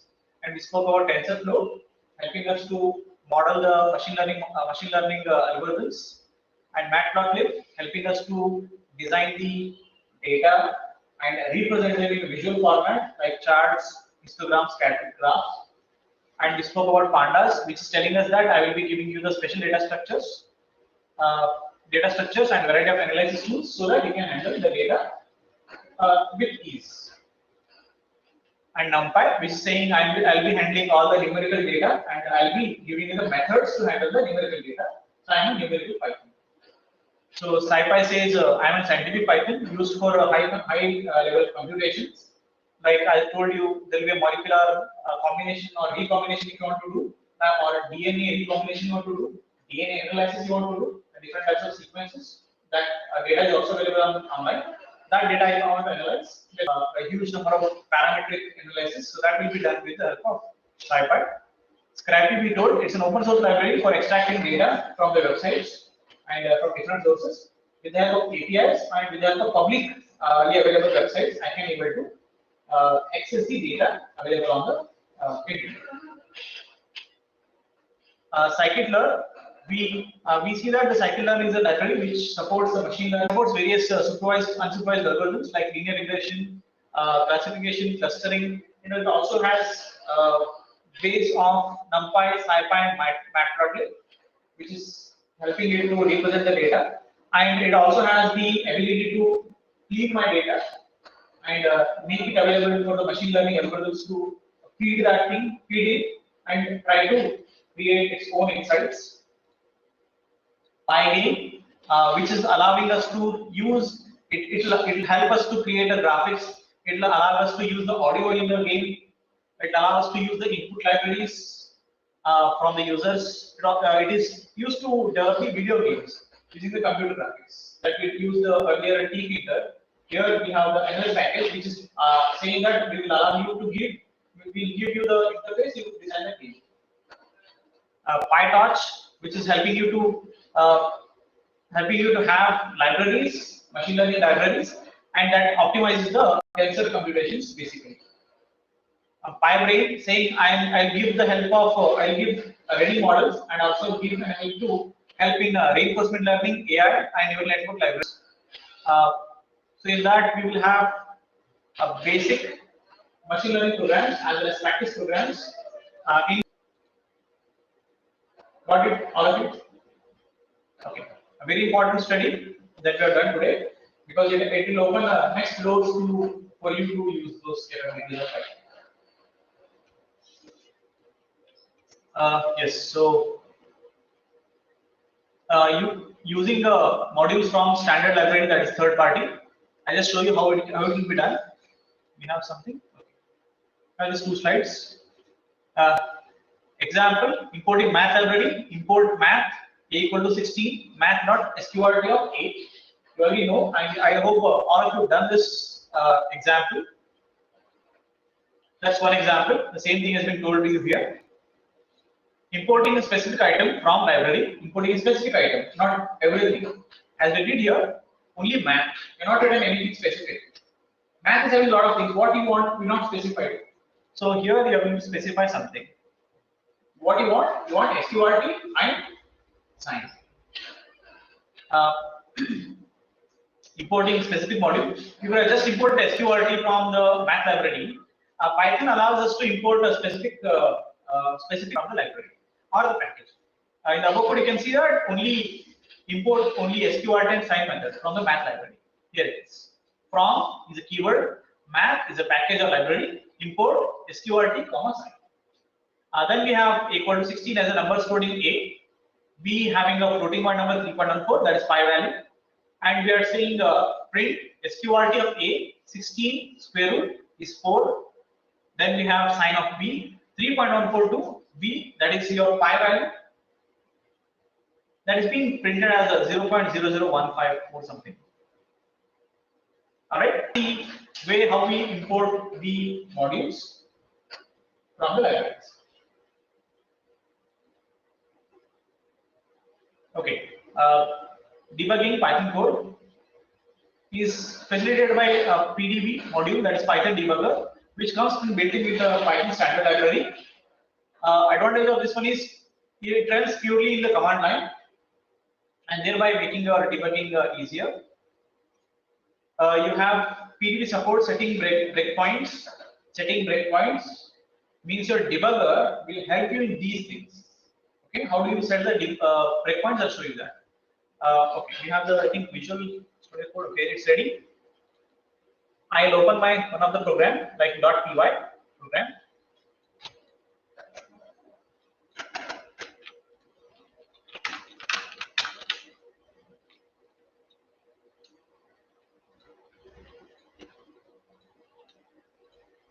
I have 5 printf statements, and I want to put this, I want to click on this red dot that you are getting here. Can you see here? The red dot are coming. Alright. I want to put my red dot on third line. The red dot has now stat. Alright. And I also want to point to this place. I think we don't have 6-1. I'll remove this place and I'll add here. Okay, these two dots are now static. They are my breakpoints. Okay, let's run this one.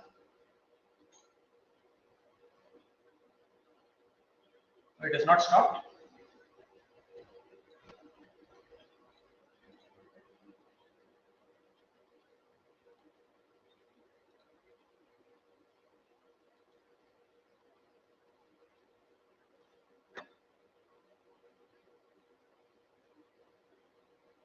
Now I am in a debugging mode.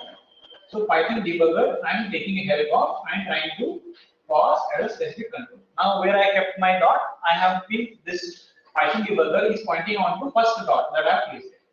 Alright. Next, I want to go next. So here is the breakpoint that you can see. All of you can see. These are breakpoints. Two breakpoints I kept it on 2.py. Alright, that I can see here. Okay, till here it is printed. How much? These two will be printed. 2. Third, it is very code. Next statement I want to go. Okay, let's get back. I want to go to the next point. Okay, let's.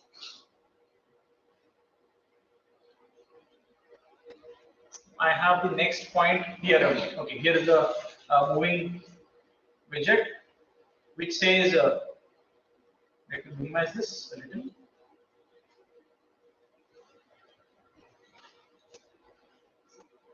Okay, I have these symbols. Can you see that?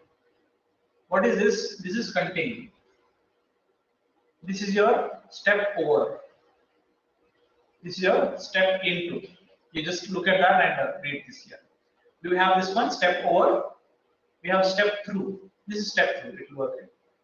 Then this is step into. This is step out. Here. Come back from the execution of what you are just now executing. Okay, let's go with this one. Step over. So it is now pointing to this place. You can see that we have left with only one. This one. This is a call stack. Call stack is function call stack. So presently no function are there. Only one module has been called. That is 2.py is a module. Okay. Further, we have one more, that is step into. I want to trigger this one once so that I can come back. This is my step back.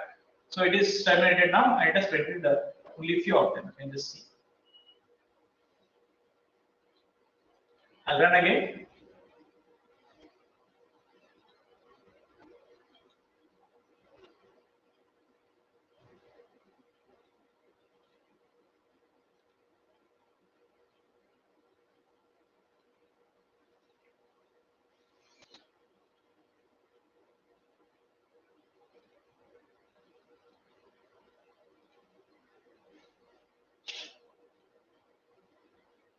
Okay.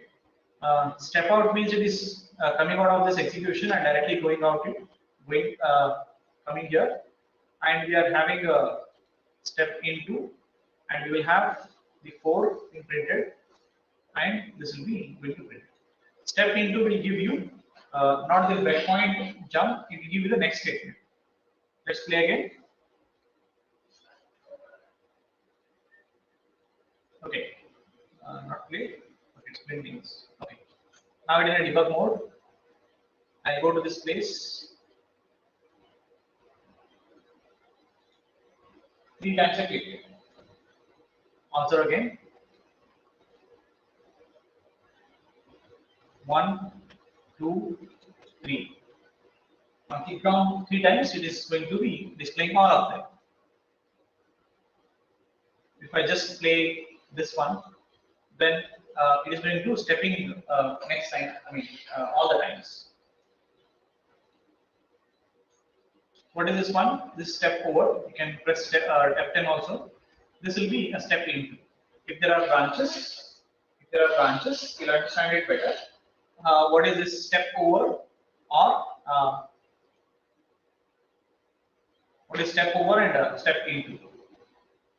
Got it? Okay, just understand basically that these are controls given by a Python debugger. Alright, so that's what we can discuss here, that setting breakpoints, those red dots that we added, where the control is holding. Because when we click on play, when we are writing the program, immediately the output is coming and we are done. We don't have any control over the program, wait, stop. And I put the dots now onwards I can put a dots and I can hold my control there. And I can analyze what is my output that I'm getting in the middle. Alright? Okay. So that has been available to you with the help of Python debugging. Stepping through code and source code listing and view stack traces. As you saw, the stack traces, I hope you observed these things. These are the local variables that are available. Special variables are there, these are global variables that are basically available. We don't have access to that from right now here. So these are variables that we have. This is a small function. So this can be seen. Alright. Okay. And also the parameters that you want to analyze what is happening in for my each of the parameters like values like A, B, C, all of them. You can see it from here. And those breakpoints you can see into this. Those breakpoint, 2 breakpoints I have. So 2 breakpoints I can see that. Okay, terminate. So whatever breakpoints I'm adding, they can be seen here. 1 breakpoint added, 2 breakpoints added. So these breakpoints are added because we wanted to see and have a control over the execution. That's the target. I hope you understood this one. And in IPYNB, you may not have complete control over that thing. We have a debug cell. Same programs if I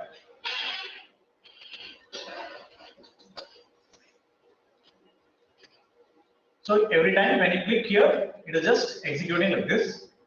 If there is a double arrow here, when we have this one, then you'll get this kind of. So I can also place my breakpoints under this one. And what I do, instead of clicking here, I click here and click here. So now I have control over these points. So it is playing continuously, and I'm going to step over it. Got it now?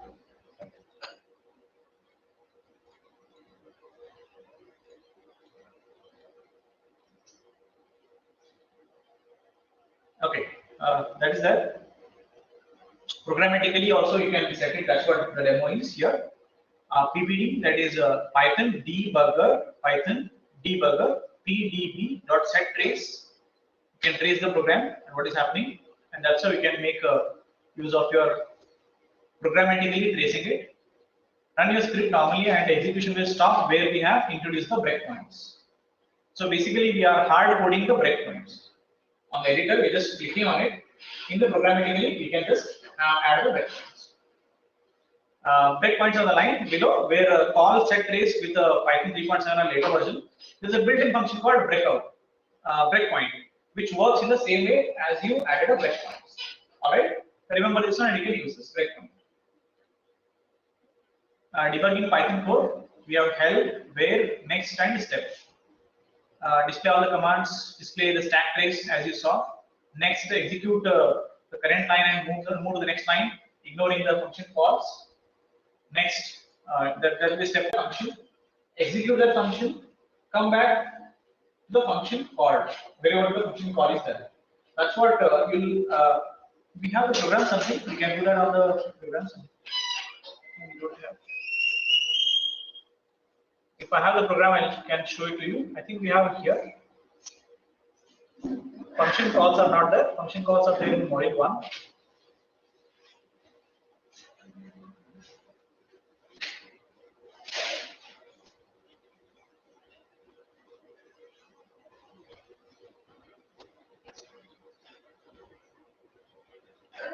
Functions are there, then you can take up that program and can show you the demo.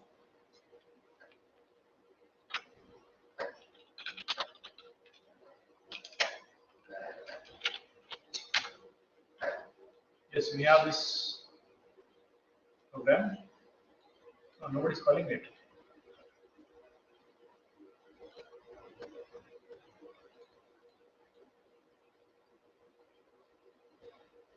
Okay, we have this program. We just analyze this thing.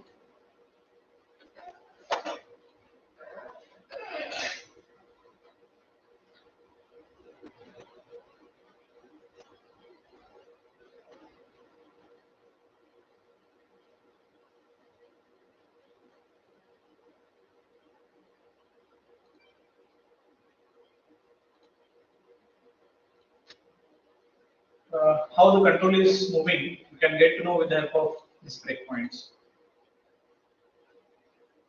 We are ready. Nothing is executed, and we have these 5 breakpoints, and these are your call stack. As I told you, there are functions.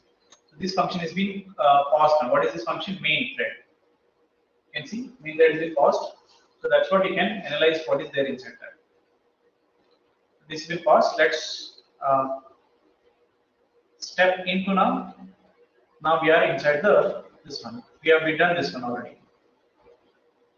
So that is being focused on this one.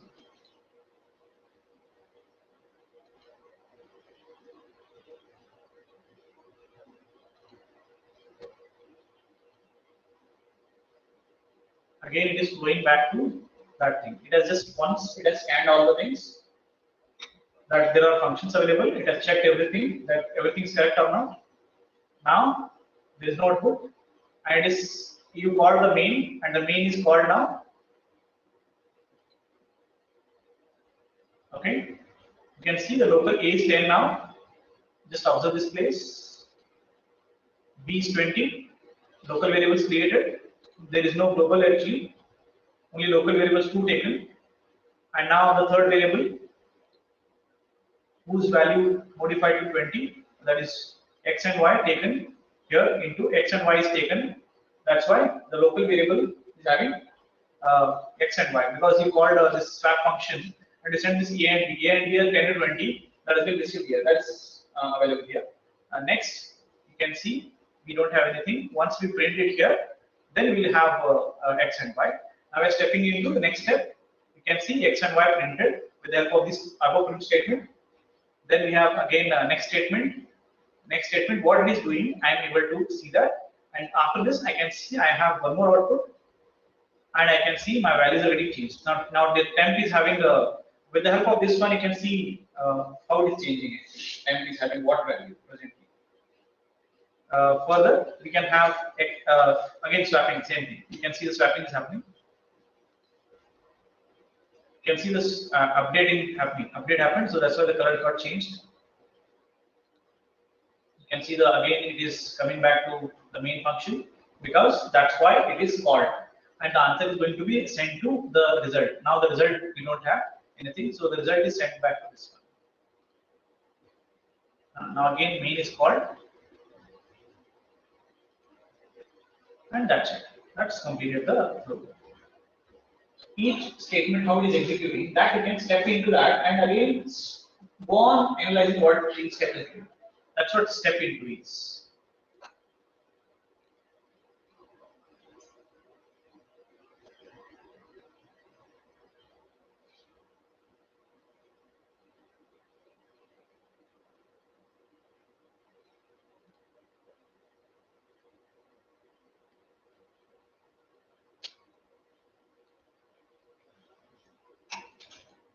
Okay, let it be.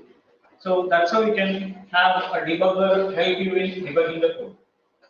I hope all of you experience this thing, debugging. Okay, you can do this.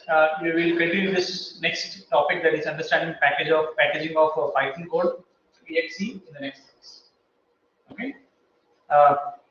Understanding packaging. Packaging means packing that thing and making it as exe file, as clickable file. I write a program, enter two numbers. When I click it, it has to execute. Okay. That will be doing.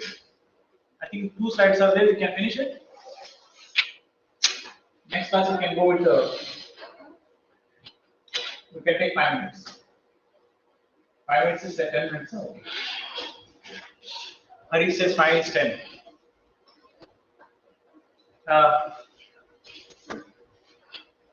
It is not that you share the Python program with everybody. that will run the script with the ideal shell. Means they cannot run it with the commands. They might not know the command how to run your program. So when you give that program to somebody to use it, you can create an exe file and you can give it. That's the easiest way to share the program, working program, with others. That's what we are trying to see here. But you want everyone to run your program script without installation. So you need to pack all the libraries which you are using and the interpreters which you are using. So pack them all and create an object file which is understood by the specific computer. So then you are ready to share that thing with the people who can execute it directly without installing Python, without installing the packages. You will learn how you can convert py to .exe. Step 1 is install the library called PyInstaller. That's one thing. And you can type pip space install space PyInstaller. When you do that, the PyInstaller will get installed. It takes some time. And if you do not have this pip library, you can install pip library from the internet. Okay, there is a process for that. I'll tell you next class. You can install that, and for standard packages, this will be the one of the standard package. If it is not there, there will be a process. If you have that, well and good, you can continue the pip command. Okay, you can also check with the pip command in your editors here.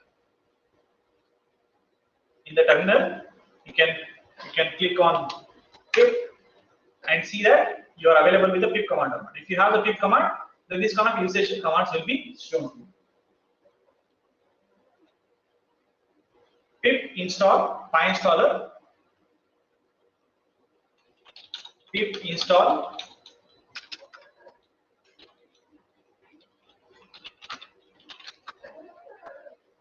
okay, it starts installing it. Once you do that, once you completely install it, then we'll go to step 2. Go into the directory where your .py file is located. For example, on desktop, I have a folder called Python. So in that folder, I will go.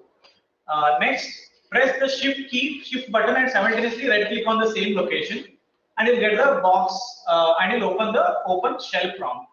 Okay, without that, you'll not be able to get that. Indirectly, you can create it, open that file from the command prompt, but that's the easy step that we are giving it to you.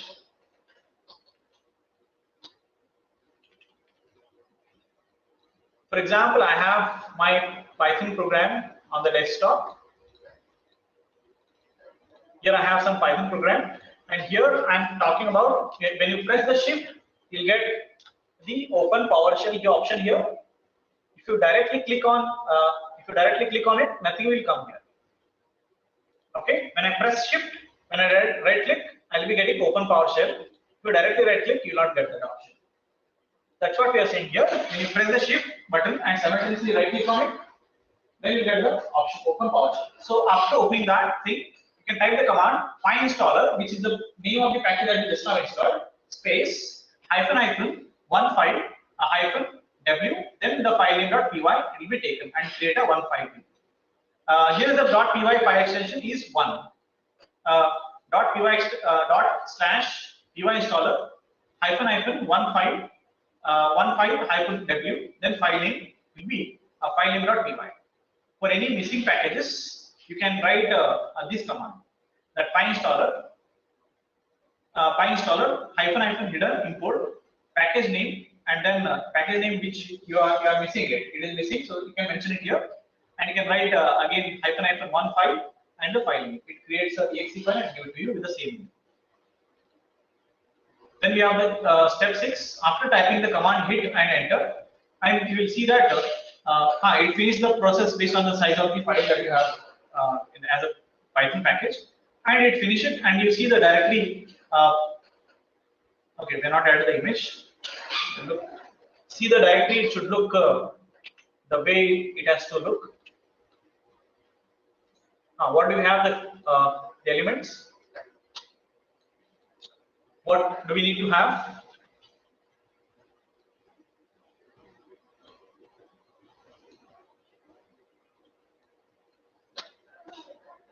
PyInstaller is done. Okay, PyInstaller is done. PyInstaller, one file, Then what is my file name? 2.py. Here is my projects. Okay, 2.py.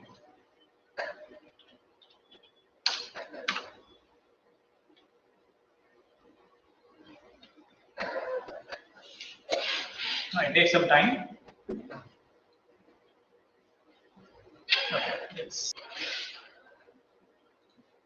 generating it. Building exe from ex00.toc completed successfully. This is how you can create a package, a pending package archive to exe. Let's go back to my. Here's a disk. I'll go back to my this one and reveal it. There's a disk. That disk means distribution. Here is my exe file. That is application ready. Oh, 2. Because I use 2. This one. I don't know what is there in 2. Okay, this only is there. Okay.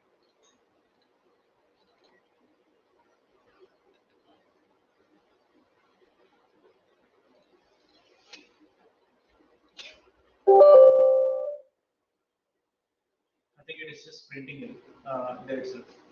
If you want it to execute it in any of the codes, you can open that also. Okay. As you can see, the exe is getting created. So you create a proper program, and you can run that, run this command, and you will be able to create a distribution folder. In that, there will be exe file with the same file name which you have given it. That will be a module. That's why the module application will be the same name. And you don't have any extensions here. The extension is by default exe itself.exe since it is a package application. All right. So we are done with the this module. So we have an assignment to store student information and design various methods at least.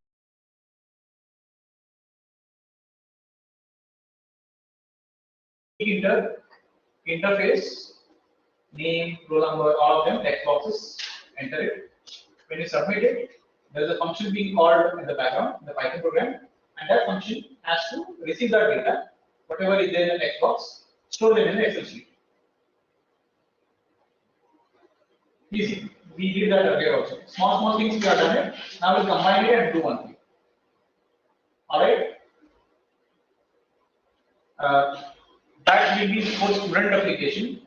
You can do that for the customer application also, customers data also. I want to collect a few data of customers who are visiting to my shop. So I will be going to collect that thing. Like basically I collect the phone number, name, and what work I have done and what price I have taken. Enough. Okay. And by default, you can take a date from the date package of Python and store on what date this record is saved. In the Excel sheet, I want you to store them. Don't tell me you're not clear with the problem statement. Tell me if you understood it. Understood? There is application as a shop owner. I am expecting an application to record all the data that the customer is giving it to me. I type it. Customer came to me for some service and he wants to give some data to me. Like phone number he is telling, I type it. He's telling his name, I type it. He's telling for what work he's here, I type that. And the amount that I'm taking from him, and also type that. I submit it. When I submit it, I want the Excel sheet to be available. And in that, everything data will be recorded every time. That's what the functionality is. Alright? This much you have to do. And the date I am telling you, you can take a package of date from Python and you can add a date in the Excel sheet also. First column, serial number, second column, date, then continuously add how you want it, phone number, name, how you want to enter it. You can enter it and create the rows. Continuously. Today if I added, today is 07, 07, 06, 05, and that's it. I can add a date, then continuously names and all those things you can add. Got it? When you submit it. Before that, I will not ask. And after that, I will definitely ask. Date. Today is 7.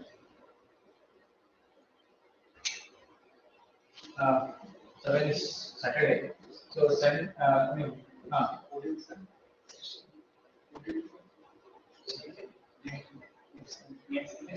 Today is Sunday, right? Sunday.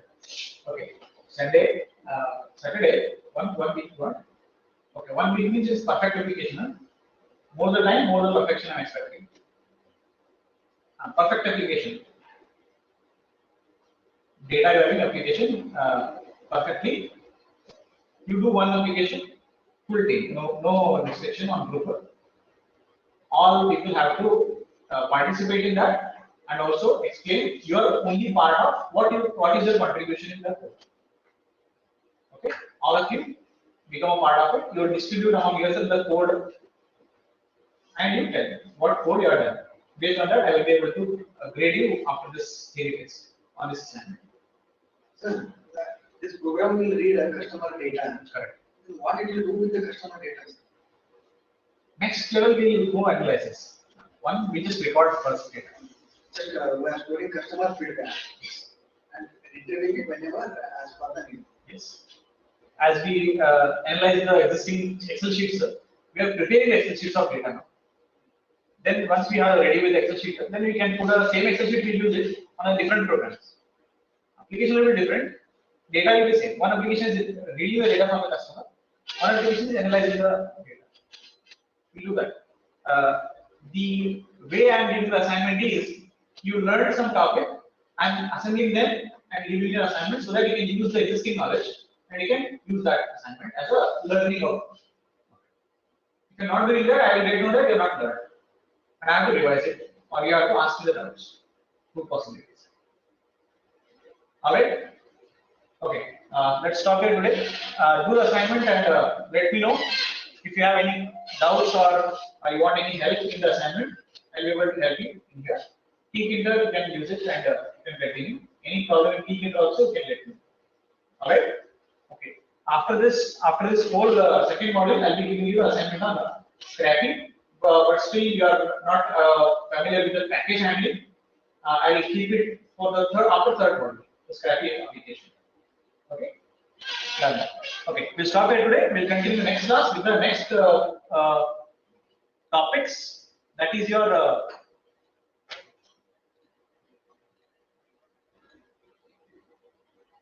Python classes. Okay, very interesting topic. And a lot of things are there to learn into this one, and I just want you to attend all the classes without missing a single. Even if you are missing it, you just be in the online class. I want you to interact. Very important part of your life's class. I'm saying Python object-oriented programming is very important. You might have learned other object-oriented programming, but my way of putting those things in your mind is in a different intention. So please attend that. All right. Okay. Thank you for joining today.